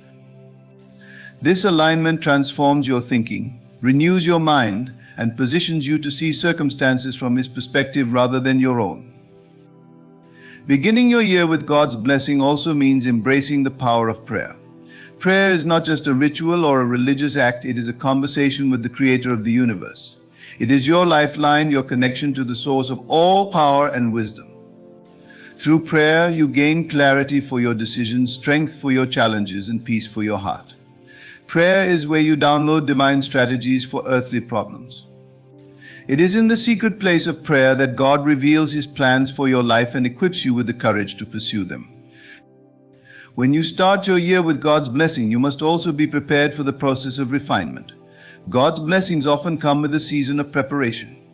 He does not bless us to remain stagnant, He blesses us to grow, to flourish, and to become more like Him. Growth requires pruning, and pruning can be uncomfortable. It might involve letting go of habits, relationships, or mindsets that no longer serve His purpose for your life. But the pain of pruning always leads to greater fullness. Trust that His hands, even when they prune, are always working for your good. God's blessing is intricately tied to the principle of stewardship. Everything you have, your time, talents, resources, and opportunities, is a gift from Him. Starting the year with His blessing requires a commitment to steward these gifts wisely. Stewardship is not about ownership, it is about management. It is recognizing that everything you have belongs to God, and that you are merely a caretaker of His blessings. When you manage what He has entrusted to you with faithfulness and excellence, He multiplies it. The parable of the talents teaches us that God rewards those who are diligent and responsible with what they have been given. As you step into the year, it is also essential to understand the role of obedience in unlocking God's blessings. Obedience is better than sacrifice, for it reflects a heart fully surrendered to His will. There will be moments when God asks you to step out in faith, to move in a direction that feels uncertain, or to let go of something you hold dear. Obedience in these moments is not just about following a command, it is about trusting the heart of the one who commands. Every act of obedience is a seed that produces a harvest of blessing in due season. God's blessing is not limited to individual gain, it is meant to overflow into the lives of others. When you begin your year with His blessing, you must also embrace the responsibility to be a blessing. This is the essence of His covenant with Abraham, that through him all nations would be blessed. Look for opportunities to serve, to give, and to uplift those around you. The more you pour into others, the more God pours into you. Generosity is a channel through which His blessings flow, and it is a reflection of His character in you. This year, choose to walk in faith rather than fear. Fear paralyzes, but faith propels. Fear focuses on what could go wrong, while faith declares that with God all things are possible. Fear sees giants, faith sees the promise beyond the giants. To begin with God's blessing is to embrace a mindset of faith, believing that He who began a good work in you will carry it to completion. Faith is not just believing in God's power, it is trusting in His timing. It is resting in the assurance that even when you do not see the full picture, He is working all things together for your good. Another vital aspect of starting your year with God's blessing is cultivating a spirit of gratitude and praise. Gratitude is a key that unlocks more of His blessings. It shifts your focus from what you lack to what you already have, creating an atmosphere of contentment and joy. Praise, on the other hand, is a weapon of warfare. It silences the enemy and ushers in the presence of God. When you make praise and gratitude your lifestyle, you set the tone for a year filled with His favor and joy. God's blessings are often accompanied by divine opportunities. These opportunities may come disguised as challenges or require you to step out of your comfort zone. To begin with His blessing is to have the discernment to recognize these moments and the courage to act on them. Divine opportunities are not always convenient, but they are always significant. They are invitations to partner with God in accomplishing His purposes on earth. When you seize these moments with faith and boldness, you align yourself with His divine agenda. Starting your year with God's blessing also means guarding your heart. The heart is the wellspring of life, and everything you do flows from it. Protect your heart from bitterness, unforgiveness, and negativity. Choose to fill it with God's word, His promises, and His love. A guarded heart is a fertile ground for His blessings to take root and bear fruit. When your heart is aligned with His, you become a vessel through which His light shines brightly in the world. Beginning the year with God's blessing calls for a commitment to live with purpose. Purpose gives meaning to your days and direction to your efforts. It anchors you in the storms of life and fuels your perseverance in the face of obstacles. Your purpose is not just about personal success, it is about fulfilling the role God has designed uniquely for you. When you walk in your purpose, you glorify Him and become a beacon of hope and inspiration to others. As the days of this year unfold, let your focus remain on God. Trust His plans, follow His principles, and rest in His promises. The one who holds the universe together is the same one who holds your life in His hands. When you begin with His blessing, you are not just starting a new year, you are stepping into the fullness of His purpose and the abundance of His favor. To begin your year with God's blessing is to recognize that every new day is a gift, an opportunity to experience His grace in a fresh way. Each moment that unfolds carries with it the potential for divine transformation, and it is by His grace that we are empowered to seize each of these moments with faith and courage. Our strength does not come from our own abilities, but from the unshakable foundation that God's blessing provides. His blessing equips us not only to face the challenges ahead, but also to thrive in the midst of them. This is the true power of walking in the blessing of the Lord. It turns every challenge into a stepping stone toward greater victory. In a world where distractions and obstacles often seem overwhelming, beginning with God's blessing helps us maintain focus. Life's complexities can make us lose sight of what truly matters, but when we anchor ourselves in His blessing, we recalibrate our hearts and minds toward His eternal purposes. Each decision we make, every path we choose, can either lead us closer to or further away from God's perfect will. But by starting with His blessing, we acknowledge His presence and guidance in every area of our lives. This awareness brings clarity, and clarity brings purpose. Without it, we may wander aimlessly, but with it, every step we take is intentional. Every choice becomes a declaration of faith, and every action aligns with His eternal plan. When you begin your year with God's blessing, you invite Him to be the center of your relationships. Relationships, whether with family, friends, or colleagues, are critical in our journey through life. It is through relationships that we learn, grow, and experience love. God designed us to live in community, and His blessing enables these relationships to be built on the foundation of His love. Beginning with His blessing means committing to be a reflection of His love in all of your interactions. This is not always easy, especially when misunderstandings and conflicts arise. Yet it is in these very moments that God's blessing provides the strength to forgive, to reconcile, and to love unconditionally. His love empowers us to break the cycle of offense and bitterness that so often disrupts relationships, and instead it ushers in peace and unity. Moreover, God's blessing transforms our work and our purpose. Every individual has a unique calling, a divine assignment that is part of God's greater plan. Many people struggle to find fulfillment in their work because they do not see it as a part of their divine purpose. However, when you begin the year with God's blessing, you acknowledge that your work is not just a means to an end, but an opportunity to serve His kingdom. Whether you are a teacher, a doctor, a business owner, a parent, or any other profession, your work is a platform to reflect God's glory. It is through work that we express our God-given gifts, talents, and abilities, and it is through our work that we can make a lasting impact on the world. Starting with God's blessing opens our eyes to the deeper significance of what we do. We begin to see our tasks, no matter how small, as meaningful contributions to His eternal purposes. Equally important is the understanding that God's blessing extends to our health.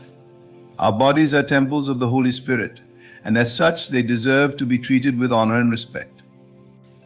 When we begin the year with God's blessing, we invite His wisdom into how we care for ourselves spiritually, mentally, and physically. God desires for us to be in good health because He knows that when we are strong in body and mind, we can fulfill our purpose more effectively. Often we neglect our physical well-being, but God's blessing equips us to prioritize our health, knowing that it is essential for the life He has called us to lead. By adopting a lifestyle that honors our bodies, we are positioning ourselves to be vessels through which His power can flow freely. As you reflect on this new year, it is also crucial to understand the profound impact of starting with God's blessing in the way you handle your finances. Money is not the root of all evil, the love of money is. The key is in how we handle it. God blesses us financially so that we may bless others. When we start with God's blessing, we view our finances not as a means of self-serving, but as a tool to advance His kingdom. Stewardship of our resources is an essential part of fulfilling God's plan, and He blesses those who use their finances wisely, generously, and in alignment with His will. By practicing generosity, honoring God with our tithes, and being wise stewards of the resources He provides, we allow His blessings to flow through us, enriching both our lives and the lives of others. Beginning the year with God's blessing is also about understanding His eternal perspective. It can be easy to get caught up in the short-term struggles and challenges that come with life. But God's blessing allows us to rise above the temporary frustrations and see things from an eternal vantage point. We are not merely living for the here and now, but are called to live in such a way that our lives reflect the values of the kingdom of heaven. This eternal perspective shifts our priorities and alters the way we live. We become more focused on storing treasures in heaven than in earthly pursuits, knowing that our ultimate reward lies beyond this world. This perspective enables us to endure hardships with grace, knowing that they are momentary and light compared to the glory that will be revealed in us. To live with God's blessing is to understand that you are not in control of everything, but that He is. This realization brings peace. It means that you do not have to carry the burden of the future or the weight of your circumstances alone. It means that no matter what happens this year, God is already ahead of you, preparing the way, and He will be with you every step of the journey. This peace that comes from knowing that God is in control helps you to navigate the uncertainties of life with confidence. The storms may rage, the winds may howl, but you are anchored in the one who calms the storm. Starting the year with God's blessing means stepping into the unknown with a heart full of trust, knowing that He holds you in the palm of His hand. God's blessing is a manifestation of His love and faithfulness, and to begin with His blessing is to trust in the fullness of His character. God is good and His goodness is unchanging. His blessings are not earned through striving or self-effort. They are freely given out of His love for us. It is this love that compels us to live in a way that honors Him. When we understand the depth of God's goodness toward us, We are motivated not by obligation but by a heart of gratitude. Gratitude turns our eyes toward Him, causing us to walk in humility, acknowledging that we are nothing without His grace. As we move forward into this year, let this heart of gratitude fuel every action, every word, and every thought. Each day of the year is an opportunity to witness the goodness of God in our lives. Starting with God's blessing positions us to experience His love in every moment, to see His hand at work in both the ordinary and the extraordinary. This blessing transforms the way we view the world. It allows us to see the beauty in the mundane, the divine in the everyday. When we are tuned into God's blessing, we can see His fingerprints on everything around us, from the rising of the sun to the people we encounter throughout the day. His presence becomes a constant companion, guiding us, empowering us, and filling us with joy. As we continue on this journey, let the beginning of the year mark not just a change in time, but a change in perspective. Let it be a season where you lean fully into God's blessing, trusting that He will lead you into greater levels of abundance, fulfillment, and purpose. In every area of your life, from your relationships to your work, from your health to your finances, allow God's blessing to be the foundation upon which everything is built. And as you do, you will begin to experience the fullness of life that He promises, a life that is overflowing with His goodness, grace, and favor.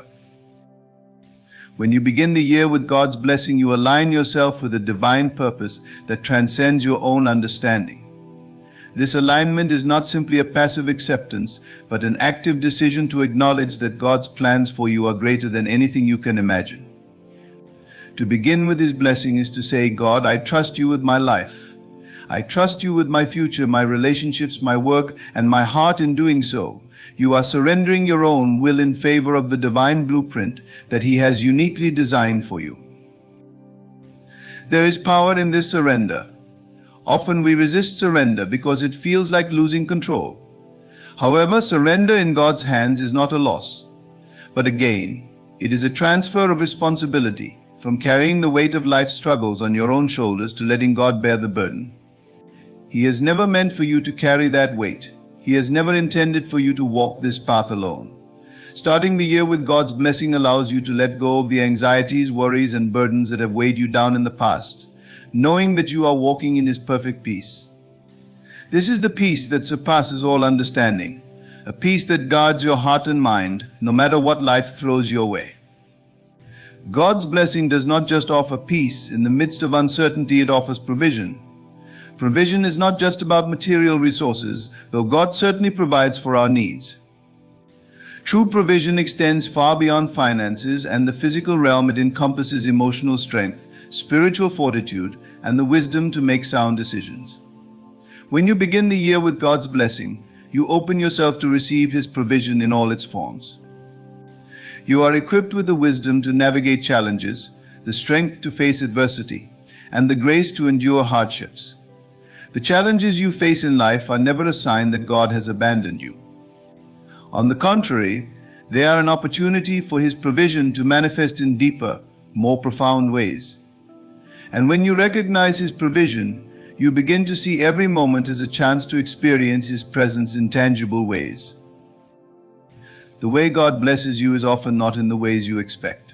Our finite minds cannot always comprehend how God works, but His ways are always higher, and His thoughts are always greater. This understanding opens the door to trust in His perfect timing. Starting the year with God's blessing means you are trusting that His timing is flawless, even when you don't understand why things are unfolding the way they are. It is easy to want to rush through life, to seek instant results, but God works in seasons. Each season has a purpose, and each season brings with it unique lessons. Beginning the year with His blessing is a declaration that you are willing to trust God with the process, knowing that each step, each moment, each day is a part of a greater story He is writing for you. Trusting God's timing means acknowledging that there will be times when things don't go according to your plan. But it also means believing that His plan is better. When things don't go as expected, it's important to remember that God's delay is not His denial. Sometimes the blessings we seek need time to unfold, and sometimes God needs to prepare us for what's ahead. What appears to be a delay might actually be divine protection or a time of growth and development. The process of waiting is not wasted. It is often the most transformative period in your life, as it shapes your character, strengthens your faith, and deepens your reliance on God's provision. Starting the year with God's blessing means embracing His timing, knowing that He is always working things out for your good. In this journey, you may encounter seasons of silence. In those quiet moments when it seems as though God is not speaking, remember that His silence is not absence. His presence is always with you, even when you cannot hear Him. The silence is a space for you to trust, to grow in your relationship with Him, and to learn to walk by faith, not by sight. When you begin the year with God's blessing, you are also committing to trust Him in the silence, knowing that His word is a lamp to your feet, guiding you step by step, even when you cannot see the full picture. Trusting in God's unseen work will allow you to walk by faith, not by feelings. Feelings come and go, but faith in God's promises remains constant.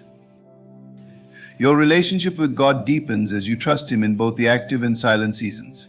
There are times when He calls you to step out in faith, to move beyond your comfort zone, and to take risks for His kingdom. These are the moments when His blessing becomes a powerful catalyst for transformation. When you step out in obedience to His call, you unlock the full potential of His blessing in your life. It is in these moments of obedience, when you align your actions with His will, that you experience the fullness of His power. Whether He calls you to move to a new location, to start a new project, or to serve in a new capacity, stepping out in obedience activates His favor. It is in these moments that you witness the miraculous, as God makes a way where there seems to be no way. As you move forward into the new year with God's blessing, remember that His favor will not only be with you, but will extend to those around you. God's blessings are never meant to be hoarded, they are meant to be shared. When you begin your year with His blessing, you also become a vessel of blessing to others. This is the heart of God's kingdom, to bless others, to serve others, to show His love in tangible ways. As you move forward, be open to the opportunities He places before you to bless those in need. Whether it's a word of encouragement, a financial gift, or a simple act of kindness, you are called to be a conduit of God's blessings. The more you give, the more you receive, not just in material things, but in love, joy, and peace. God blesses you so that you can be a blessing to the world. God's blessings are not just for your personal gain, they are for His glory. When you begin the year with God's blessing, you are declaring that your life is a testimony of His goodness and faithfulness. Your life becomes a reflection of His love, grace, and mercy. People around you will see the favor of God in your life and will be drawn to His presence through you. Your success, your health, your relationships, and your peace all serve as a testament to His power at work in your life. Beginning the year with God's blessing means positioning yourself to be a light in a dark world. You are called to be a city on a hill, a beacon of hope and truth that draws others to the light of Christ. As you continue throughout the year, remember that the blessings of God are not just for you to experience individually, but are meant to impact the world around you. The more you seek His blessing, the more you will find that you are being transformed from the inside out. The blessing of God touches every area of your life, bringing forth growth, fruitfulness, and abundance. Your life becomes a garden of blessing, where His love, peace, and joy are cultivated and shared with others. Starting the year with God's blessing means choosing to live a life of intentionality, of purpose, and of faith. It means recognizing that every moment is a gift, every opportunity is an invitation to step into His plan, and every challenge is an opportunity to grow stronger in your trust in Him. God's blessing is not just about what He can give you, it is about what He can do through you. It is about aligning your heart and your actions with His will, knowing that as you seek His kingdom first, all these things will be added to you. When you begin with His blessing, you are stepping into a life of abundant fulfillment, a life that is rich with His presence and overflowing with His love. Every new year is a blank canvas, and with God's blessing, you have the divine opportunity to paint a masterpiece that reflects His glory. As you move through this year, step by step, let His blessing guide you, empower you, and transform you into the person He has called you to be. The year ahead holds endless possibilities, And when you begin with His blessing, you are walking into a future filled with purpose, peace, and prosperity. In conclusion, beginning your year with God's blessing is not just a ritual.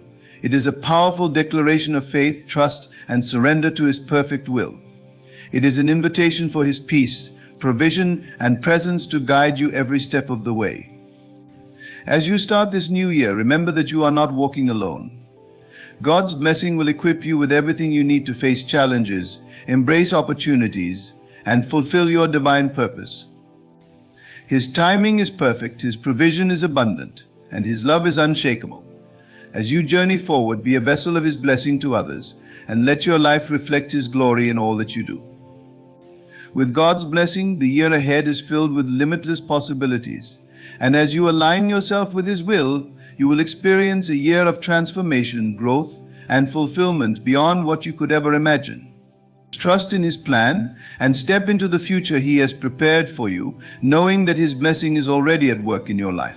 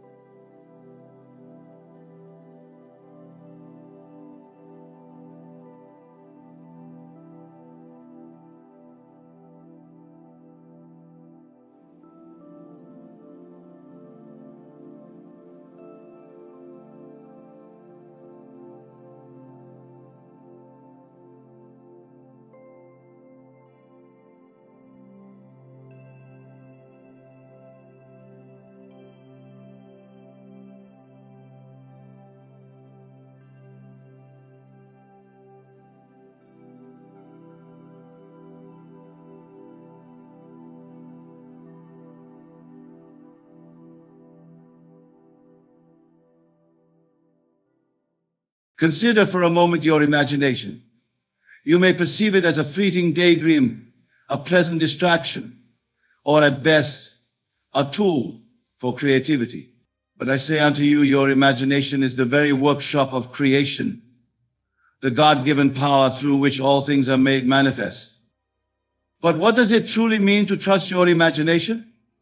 It is not a matter of indulging in idle fantasies or escapism. It is a state of consciousness, a shift in your very being that aligns you with the creative power of the universe.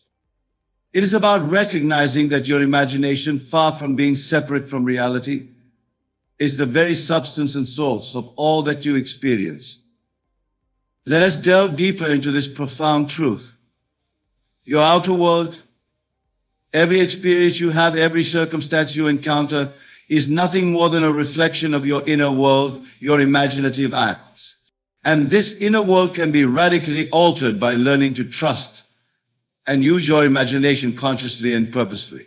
When you understand this, truly understand it, you realize that by carefully choosing and vividly imagining your desired state, you are actively creating a new reality that will unfold in your experience. This understanding is crucial, for it shifts the entire paradigm of how you approach life. No longer are you a helpless being at the mercy of external circumstances, hoping for favorable conditions. You become the active creator of your reality, knowing that as you imagine and feel your desired state as real, the universe must rearrange itself to match this new inner vision. But how, you may ask, can one truly learn to trust their imagination when the outer world seems so solid and unyielding? The answer lies in understanding the true nature of your imagination. For your imagination is not a mere fantasy maker, and your inner visions are not mere daydreams. Your imagination is the very substance of reality, the clay from which all experience is molded. Let us take a moment to truly understand this. Your subconscious mind, which is one with the universal creative force, does not distinguish between what you vividly imagine and what you actually experience in the outer world. It accepts as true whatever you feel to be true in your imaginal acts. And once it accepts an idea as true, it proceeds to bring it into manifestation in your physical reality, regardless of how long it takes in clock time or how impossible it may seem given current circumstance. So, when you learn to trust your imagination, when you fall asleep in the absolute conviction that your imagined state is real, you are not engaging in wishful thinking or self-deception. You are actively creating your new reality from within.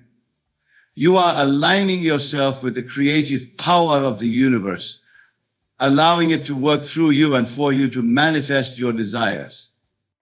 This, my dear listeners, is the essence of learning to trust your imagination. It is about recognizing that the power to shape your reality lies within you, waiting to be expressed through your conscious imaginal acts.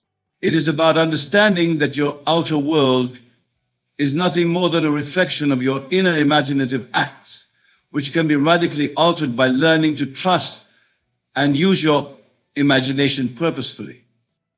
Consider the biblical phrase, faith is the substance of things hoped for, the evidence of things not seen. This is not a mere poetic expression or a vague spiritual concept.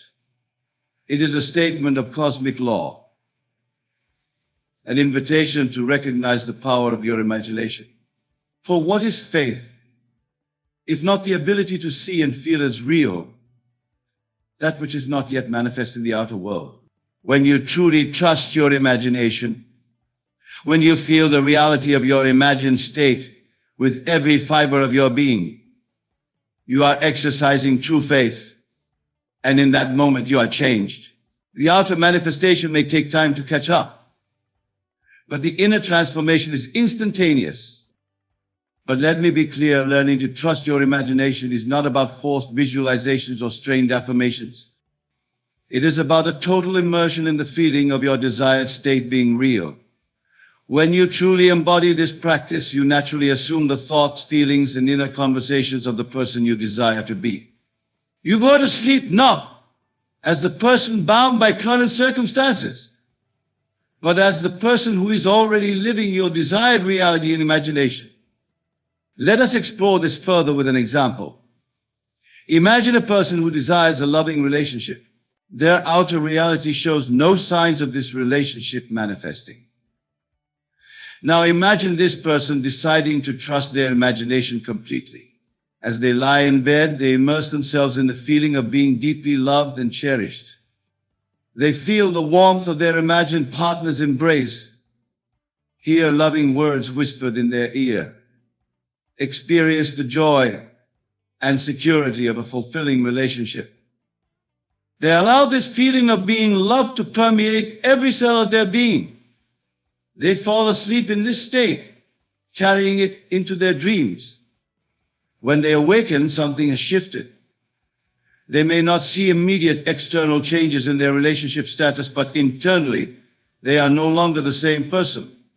They have experienced the reality of being loved, and this new self-concept begins to reshape their outer world. In the days and weeks that follow, they find themselves naturally acting with more self-love and confidence. They interact with others from a place of fullness rather than need. They make choices that align with someone who knows they are worthy of love. And as they do so, their outer world begins to reflect this new inner state. They may find themselves attracting more positive attention, forming deeper connections, and eventually manifesting the loving relationship they had imagined. This principle applies to every aspect of your life. Whether you desire success in your career, improvement in your health, enhancement of your financial situation, or any other change, the key is to trust your imagination completely. Feel the reality of being the person who has what you want. Fall asleep in that state, knowing that as you do so, you are planting a seed in the fertile soil of your subconscious mind that must grow into your outer reality. Now, I can hear some of you thinking, but Neville, can simply imagining a different reality really make such a difference? Surely we must deal with the facts of our lives. And to this I say, what you call facts are merely the fruits of past imaginal acts. In the realm of consciousness where all creation takes place, there is only the eternal now. By learning to trust your imagination and living from your desired state in your mind's eye, you can indeed reshape your entire future. For you are planting a seed of a new self-concept that will inevitably grow into manifestation. Remember, the outer world is dead. It has no life of its own. It is your consciousness, your imagination, that gives life to your experiences. When you focus on unwanted circumstances, you are breathing life into a reality you do not desire. But when you learn to trust your imagination and live from your desired state mentally, you are setting in motion a series of events that must culminate in the outer expression of this new inner reality. This, my dear friends, is the true secret to mastering your life. It is about aligning your entire being with a new concept of self, recognizing that this new self-concept is seeking expression through you and allowing it to flow into your experience through the power of your focused imagination and unwavering trust in its reality. But let me warn you, learning to trust your imagination is not always an easy task. The old habits of doubting your inner visions, of letting your internal state be dictated by external conditions, are deeply ingrained. As you lie in bed, attempting to immerse yourself in your imagined reality, the voice of your rational mind may try to convince you that you're fooling yourself, that you must face reality. When this happens, do not fight against these thoughts. Simply observe them, acknowledge them, and then gently return to the feeling of your imagined state. For the war is not won by battling against what you don't want, but by persistently embodying what you do want. This persistence, this unwavering commitment to trusting your imagination in the face of contrary evidence, is what allows you to truly transform your life. Think of it like tuning a radio. When you're trying to listen to a particular station, you don't focus on eliminating all the other stations. You simply tune into the frequency you desire. In the same way, you don't need to fight against your current reality or forcefully push away unwanted conditions. You simply need to tune yourself to the frequency of your desired state, to align your entire consciousness with the person who is already living your ideal life in imagination. This tuning is done through your focused imagination and your ability to generate and maintain the feeling of your desired state being real. Your imagination is the dial that allows you to tune into different frequencies of experience. As you use your imagination to fully embody your desired state, as you feel the reality of being this version of yourself, you are tuning yourself to that frequency, allowing the corresponding experiences to flow into your life. But remember, my friends, while the inner transformation can occur in an instant, as you learn to trust your imagination, the full manifestation in your outer world may take time. The seed planted by your imaginal act will grow, but it must go through its natural stages of development. Do not be discouraged if you do not see immediate dramatic changes in your external circumstances. Know that the moment you succeeded in fully embodying your desired state in imagination, change became inevitable. As you persist in maintaining your imagined state in your daily life, you will find that your perception of yourself and your world begins to shift. What once seemed like insurmountable obstacles now appear as opportunities for growth. Challenges become stepping stones to success. You begin to see yourself as the empowered, accomplished being you imagined yourself to be. Now, some of you may be wondering, but Neville, how can I ensure that I maintain my trust in my imagination? How can I prevent falling back into old patterns of thinking and feeling when confronted with unchanged circumstances? And to this I say, the power of your imagination lies not just in the intensity of the experience, but in the knowing it brings. Once you have experienced the reality of your desired state in imagination, You have tasted the truth of your divine nature. This knowing becomes an anchor, a reference point to which you can always return. In the days and weeks that follow as you begin this practice of trusting your imagination, you may face moments of doubt or challenge when confronted with seemingly unchanged circumstances. In these moments, recall the feeling of your imagined state. Remember the reality of being the person who is already living your ideal life. Let that memory, that knowing guide you back to your desired state of being. For having experienced it once in imagination, you can again sit again and again, each time strengthening your new self-concept. The key is to make your imaginal experience as real and vivid as possible. Engage all your senses. As you lie in bed, preparing for sleep, see yourself as the person who is already living your ideal life. Hear the sounds associated with your success. Feel the textures of your new reality. Smell the sense of your achieved desires. Feel the joy, the satisfaction, the fulfillment of being this version of yourself. Make it so real that your rational mind cannot distinguish between this imaginal act and physical reality. But here's a crucial point, my friends. The goal is not to imagine specific events or circumstances. The goal is to capture and embody the essence of your desired state of being. For it is this state of being that is the true attractor of your experiences. Let me illustrate this with an example. Instead of imagining a specific job offer or a particular sum of money, capture the feeling of being successful and financially abundant. Feel security, the freedom, the joy that comes with this state. See yourself moving through life with the confidence and ease of someone who is truly successful and abundant.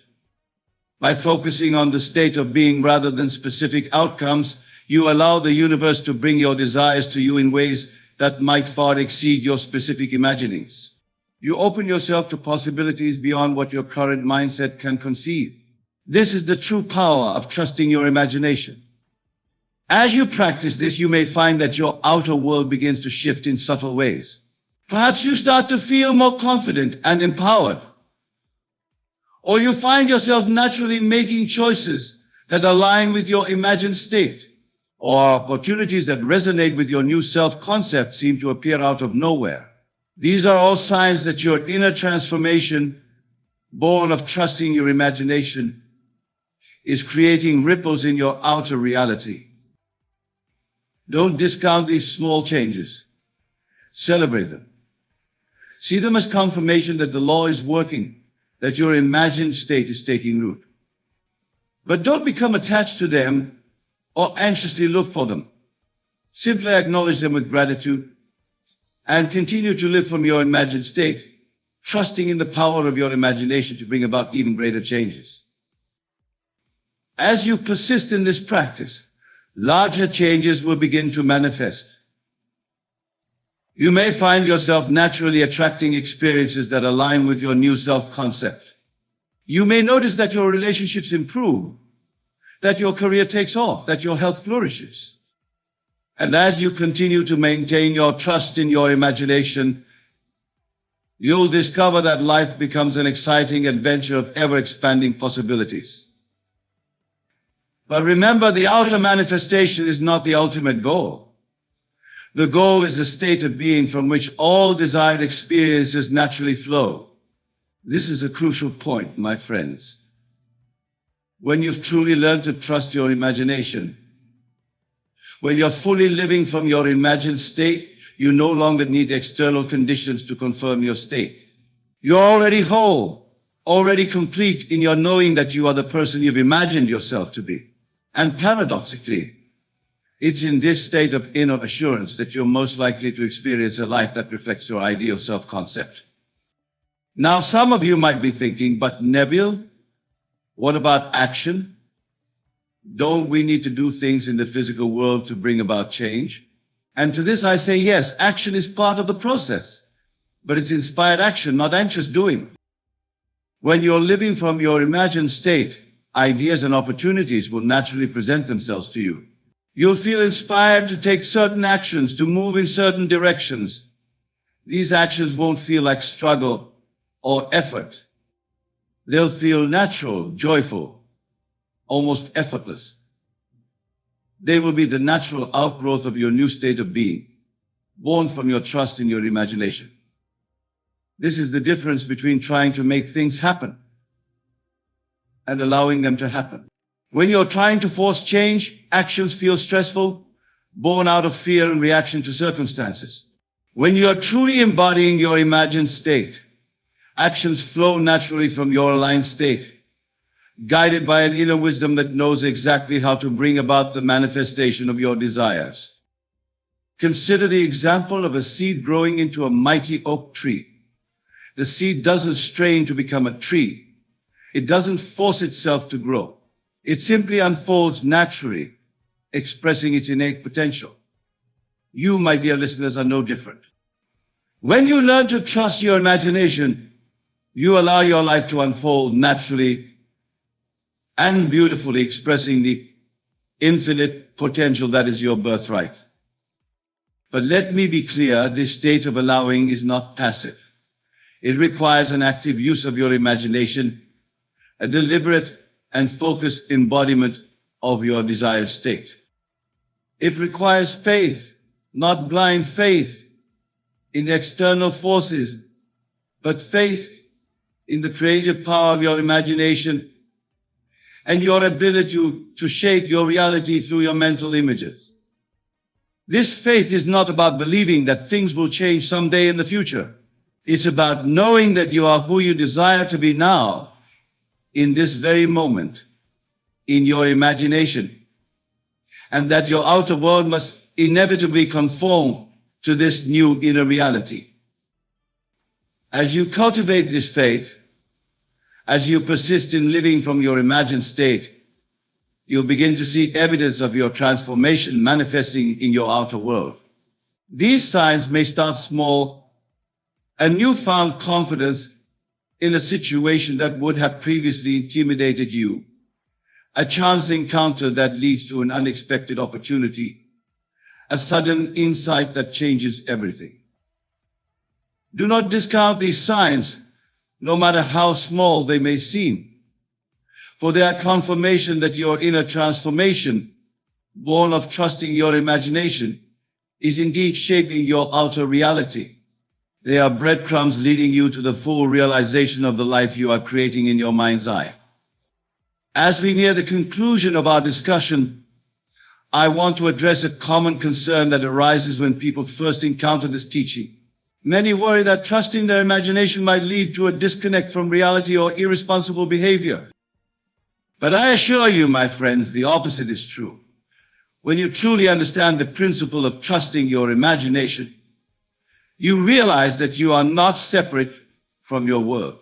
As you elevate your own consciousness by living from your imagined state, you are elevating the consciousness of all. Your personal transformation, far from disconnecting you from reality, actually expands the field of possibilities for all. Moreover, when you are coming from a place of living in your imagined state, you naturally have more to give to others. You become a beacon of possibility, a living example of the power of imagination to reshape reality. Your transformation creates a ripple effect, touching the lives of everyone you encounter with your newfound energy, confidence, and joy. This is the true gift of learning to trust your imagination. It's not just about improving your individual life, although that will happen. It's about aligning yourself with the fundamental nature of the universe, which is boundless potential and perpetual creation. It's about recognizing your own divine nature and allowing it to express itself fully through you.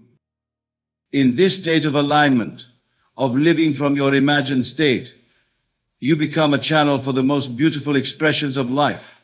Ideas flow to you effortlessly. Opportunities present themselves naturally. The right people and circumstances appear in your life at the perfect time. This is the magic of living from your transformed state of being, born from your unwavering trust in your imagination. But remember, this magic is not something external to you. It's not some cosmic force that you need to appease or manipulate. It is the natural expression of your own consciousness, where it's aligned with the truth of your being. You are the power. You are the magic. You are the one who has transformed yourself through the trust in your imagination. As we draw our time together to a close, I want to leave you with a final thought. The principle we've explored tonight, learn to trust your imagination, is not just a technique for personal development. It's about recognizing your true nature as a divine creative being. It's about aligning your entire being with the fundamental truth of who you are and allowing your grandest expression to flow through you. When you live from this understanding, everything changes. The world becomes a friendly place filled with infinite possibilities. You no longer see yourself as a small, separate being struggling against external forces. Instead, you recognize yourself as the author of your own life story, the creator of your own thriving reality. In this state, there's no need to fear the future or doubt your ability to create the life you desire. For you understand that you are the source of all creation in your experience. Your job is simply to maintain your imagined state, to live from that transformed consciousness, and to allow the universe to allow. So, my dear friends, as you leave here tonight, I urge you to embrace this principle with all your heart. Don't see it as a technique to be applied occasionally, but as a way of life to be lived continuously. Use your mighty imagination to immerse yourself fully in your desired state of being. Feel the naturalness of being the empowered divine being you truly are. Live from this state, persist in this knowing, and watch as your world rearranges itself to match your inner vision. Remember, you are not a limited being struggling to improve. You are the infinite consciousness choosing to experience growth and transformation from this particular vantage point. Your imagination is the tool through which you shape your experience. Use it wisely with the awareness of your true nature and the responsibility that comes with it. Go forth and create the fulfilling, joyous life that is your birthright, knowing that with each imaginal act, each moment of trust in your imagination, you are aligning more fully with the truth of limitless nature. I ask you to set aside all preconceived notions about the phrase 1 a.m., about identity, and about the nature of your own being. For tonight we shall explore a truth so profound, yet so often overlooked, that it has the power to completely revolutionize your life in ways you have never imagined possible. Consider for a moment the words I am. These two simple words are the most powerful in any language, for they are the name of God, the creative principle of the universe. When you declare I am, you are invoking the divine presence within you, the very source of all creation. And what follows these words shapes your reality in ways beyond your current comprehension. But what is this I am secret that is destroying your life? It is not the use of I am itself, but the unconscious, habitual, and often negative way in which most people use it. It is the careless attachment of limiting beliefs, destructive self-concepts, and disempowering states of being to these divine words. Let us delve deeper into this profound truth. Your outer world, every experience you have, every circumstance you encounter, is nothing more than a reflection of your inner world, your concept of self. And this concept of self is shaped, moment by moment, by your I am declarations. When you understand this, truly understand it, you realize that by carelessly using I am statements, you are actively creating a reality that may be far from what you desire. This understanding is crucial, for it shifts the entire paradigm of how you approach life. No longer are you a helpless being at the mercy of external circumstances, hoping for favorable conditions. You become the active creator of your reality, knowing that as you declare I am, the universe must rearrange itself to match these declarations. But how, you may ask, can two simple words have such a profound and lasting impact? The answer lies in the creative power of your wonderful human imagination combined with the intensity of your feeling and belief. For your imagination is not a mere fantasy maker, and your feelings are not mere reactions to external stimuli. Together, they form the very workshop in which reality is forged. Let us take a moment to truly understand this. Your subconscious mind, which is one with the universal creative force, does not distinguish between what you vividly imagine and feel as true and what you actually experience in the outer world. It accepts as true whatever you feel to be true in your I am statements. And once it accepts an idea as true, it proceeds to bring it into manifestation in your physical reality, regardless of how long it takes in clock time. So when you carelessly declare, I am tired, I am broke, I am sick, you are not merely describing your current state. You are actively creating and perpetuating these conditions in your life.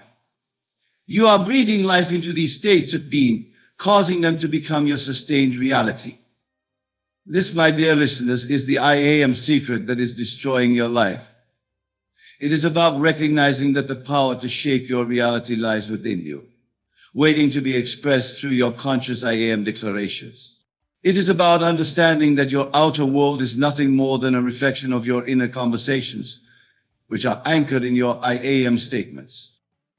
Consider the biblical phrase, I am that I am. This is not a mere redundancy. It is a statement of cosmic law, an invitation to recognize the power of your I am declarations. When you declare I am, you are defining your state of being, and the universe must conform to this declaration. But let me be clear. The solution is not to stop using I am statements altogether. That would be impossible, for I am is the fundamental assertion of existence. The key is to become conscious of how you use these powerful words, to use them deliberately and wisely. Let us explore this further with an example. Imagine a person who habitually declares, I am always late. This person may not realize it, but they are programming their subconscious mind to create situations that ensure their lateness. They may oversleep, encounter unexpected traffic, or face last-minute emergencies that delay them. The universe is simply conforming to their I am declaration.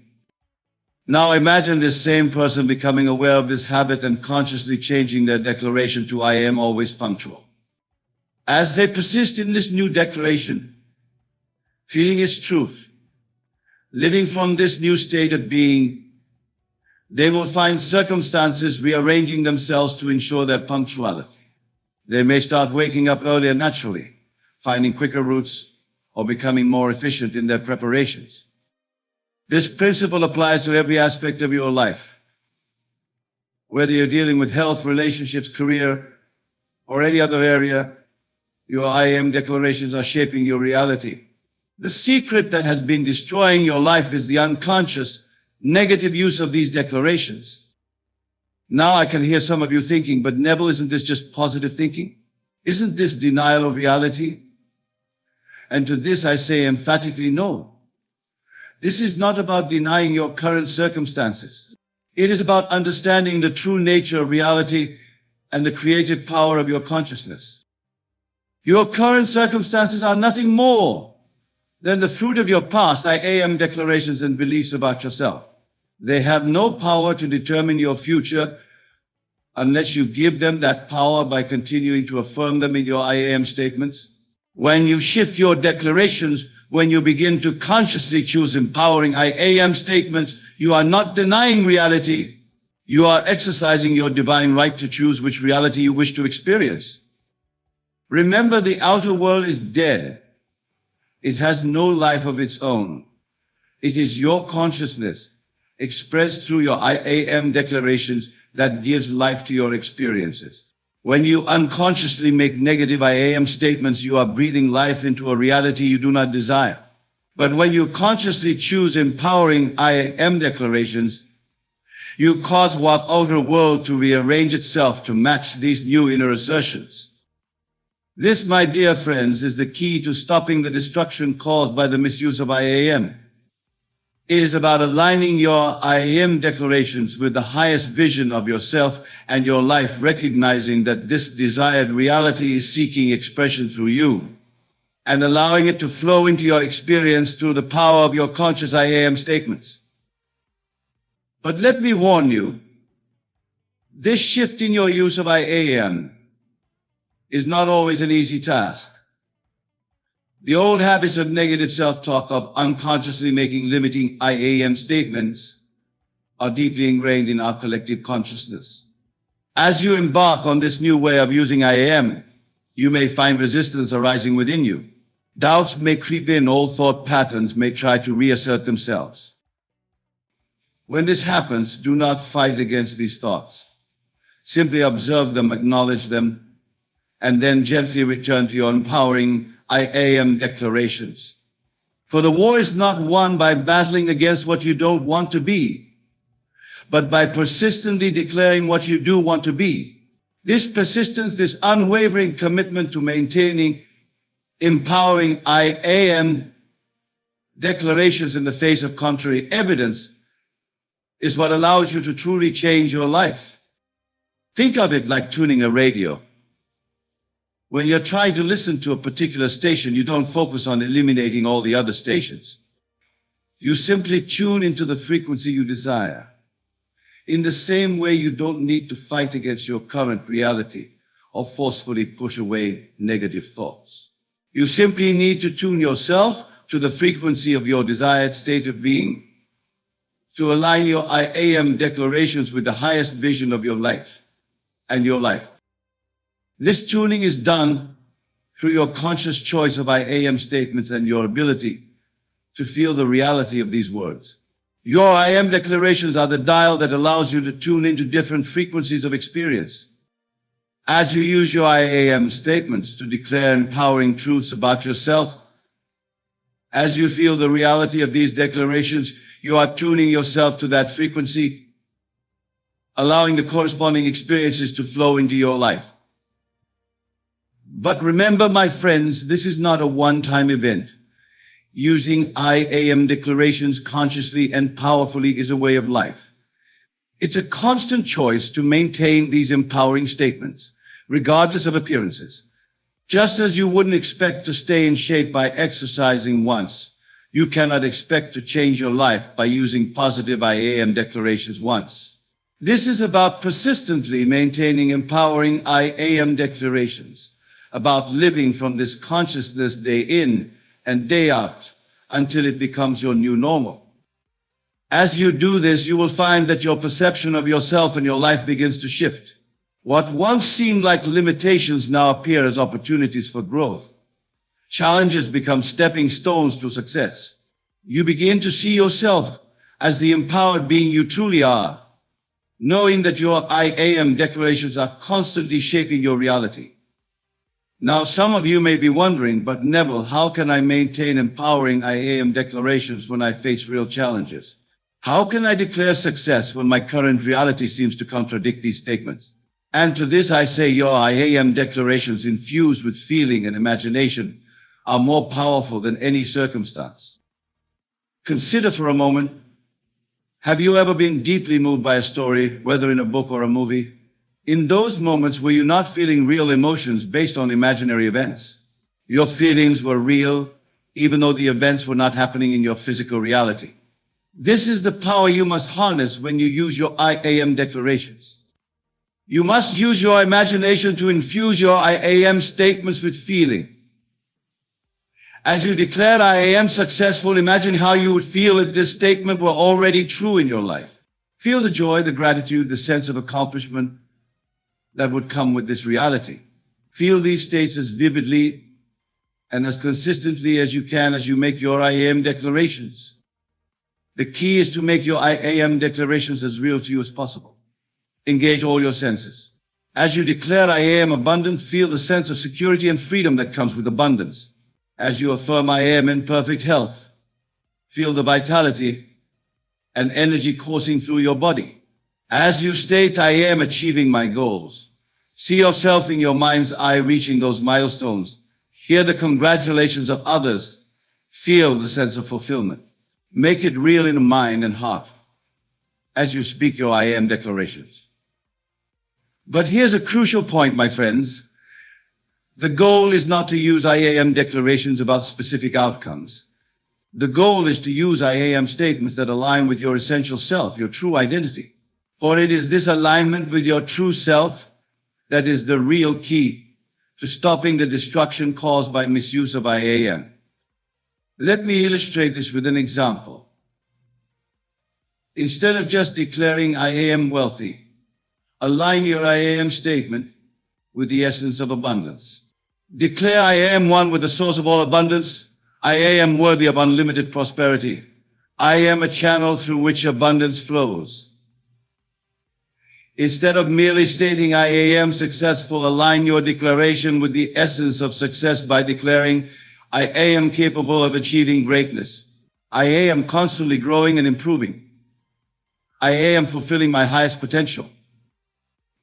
By aligning your I am declarations with your essential self, rather than just external conditions, you allow the universe to bring your desires to you in ways that might far exceed your specific imaginings. You open yourself to possibilities beyond what your current mindset can conceive. This is the true art of using I am declarations to stop the destruction in your life. It's not about forcing yourself to believe something against all evidence. It's about aligning your declarations with the truth of your divine nature, your oneness with the creative power of the universe. It's about using I am statements that resonate with the highest vision of who you truly are. As you practice this, you may find that your outer world begins to shift in subtle ways. Perhaps you start to feel more confident and worthy. Or you find yourself naturally making choices that align with your empowering I am declarations. Or opportunities that resonate with your new self-concept seem to appear out of nowhere. These are all signs that your inner shift, brought about by your conscious use of I am, is creating ripples in your outer reality. Don't discount these small changes. Celebrate them. See them as confirmation that the law is working, that your I am declarations are taking root. But don't become attached to them or anxiously look for them. Simply acknowledge them with gratitude and continue to use your empowering I am declarations. As you persist in this practice, larger changes will begin to manifest. You may find yourself naturally attracting more positive experiences. You may notice that your relationships improve, that your career flourishes, that abundance flows more freely into your life. And as you continue to maintain these empowering I am declarations, you'll discover that life becomes an exciting adventure of ever-expanding good. But remember, the outer manifestation is not the goal. The goal is the state of consciousness from which all desired experiences naturally flow. This is a crucial point, my friends. When you're truly embodying your I am declarations, when you're fully living from these empowering statements, you no longer need external circumstances to confirm your worth or your truth. You're already whole, already complete in your knowing that you are a divine, limitless being. And paradoxically, it's in this state of inner assurance that you're most likely to experience a life filled with manifest blessings. Now, some of you might be thinking, but Neville, what about action? Don't we need to do things in the physical world to bring about change? And to this I say, yes, action is part of the process. But it's inspired action, not anxious doing. When you're consistently using empowering I am declarations, ideas and opportunities will naturally present themselves to you. You'll feel inspired to take certain actions, to move in certain directions. These actions won't feel like struggle or effort. They'll feel natural, joyful, almost effortless. This is the difference between trying to make things happen and allowing them to happen. When you're trying to force change, actions feel stressful, born out of fear and doubt. When you're maintaining empowering I am declarations, actions flow naturally from your aligned state, guided by an inner wisdom that knows exactly how to bring about the manifestation of your desires. Consider the example of a seed growing into a mighty oak tree. The seed doesn't strain to become a tree. It doesn't force itself to grow. It simply unfolds naturally, expressing its innate potential. You, my dear listeners, are no different. When you align your I am declarations with your true divine nature, you allow your life to unfold naturally and beautifully, expressing the infinite potential that is your birthright. But let me be clear, this state of allowing is not passive. It requires an active use of your I am declarations, a deliberate and consistent practice of affirming empowering truths about yourself. It requires faith, not blind faith in external circumstances, but faith in the creative power of your consciousness and your I am declarations. This faith is not about believing that good things will come someday in the future. It's about knowing that you are whole and complete now, in this very moment, and that your I am declarations are constantly shaping your reality to reflect this empowered state. As you cultivate this faith, as you persist in using empowering I am declarations, you'll begin to see evidence of these affirmations manifesting in your outer world. These signs may start small, an unexpected opportunity, a fortuitous coincidence, a sudden insight that changes everything. Do not discount these signs, no matter how small they may seem, for they are confirmation that your inner world, shaped by your empowering I am declarations, is indeed shaping your outer reality. They are breadcrumbs leading you to the full realization of the life you are creating through your conscious uses of I am. As we near the conclusion of our discussion, I want to address a common concern that arises when people first encounter this teaching. Many worry that focusing on I am declarations might somehow make them selfish or disconnected from others. But I assure you, my friends, the opposite is true. When you truly understand the principle of I am declarations, you realize that you are not separate from others. As you elevate your own consciousness through your declarations, you are elevating the consciousness of all. Your empowering I am statements, far from disconnecting you from others, actually expand the field of possibilities for all. Moreover, when you are coming from a place of inner empowerment, through your I am declarations, you naturally have more to give to others. You become a channel through which blessings flow not just to you, but through you to the world. Your I am declarations create a ripple effect, touching the lives of everyone you encounter with your newfound energy, confidence, and joy. This is the true gift of using I am declarations consciously and powerfully. It's not just about improving your individual circumstances, although that will happen. It's about aligning yourself with the fundamental nature of the universe, which is boundless good. It's about recognizing your own divine nature and allowing it to express itself fully through you.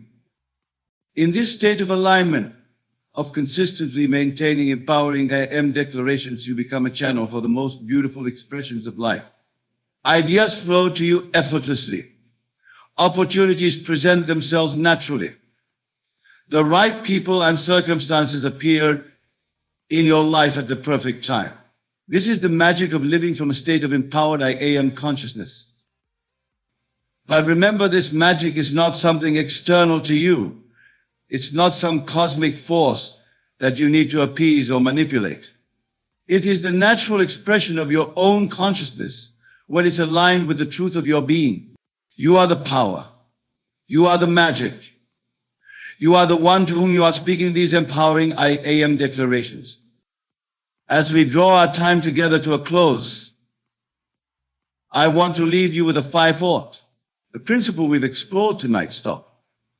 This I am secret destroying your life is not just a warning. It's about recognizing your true nature as a divine created being. It's about aligning your I am declarations with the fundamental truth of your being and allowing your grandest expression to flow through you. When you live from this understanding, everything changes. The world becomes a friendly place filled with infinite possibilities. You no longer see yourself as a small, separate beings struggling against external forces. Instead, you recognize yourself as the author of your own life story, the creator of your own thriving reality. In this state, there's no need to fear the future or doubt your ability to create the life you desire. For you understand that you are the source of all creation in your experience. Your job is simply to maintain empowering I am declarations to live from this consciousness and to allow the universe to arrange the details of their manifestation. So, my dear friends, as you leave here tonight, I urge you to embrace this principle with all your heart. Don't see it as a technique to be applied occasionally, but as a way of life to be lived continuously. Use your mighty imagination to infuse your I am declarations with feeling. Feel the naturalness of being the empowered divine being you truly are. Live from this state. Persist in these declarations and watch as your world rearranges itself to match your inner vision. Remember, you are not a limited being struggling to improve. You are the infinite consciousness, choosing to experience growth and transformation from this particular vantage point. Your I am declarations are the tools through which you shape your experience. Use them wisely with the awareness of your true nature and the responsibility that comes with it.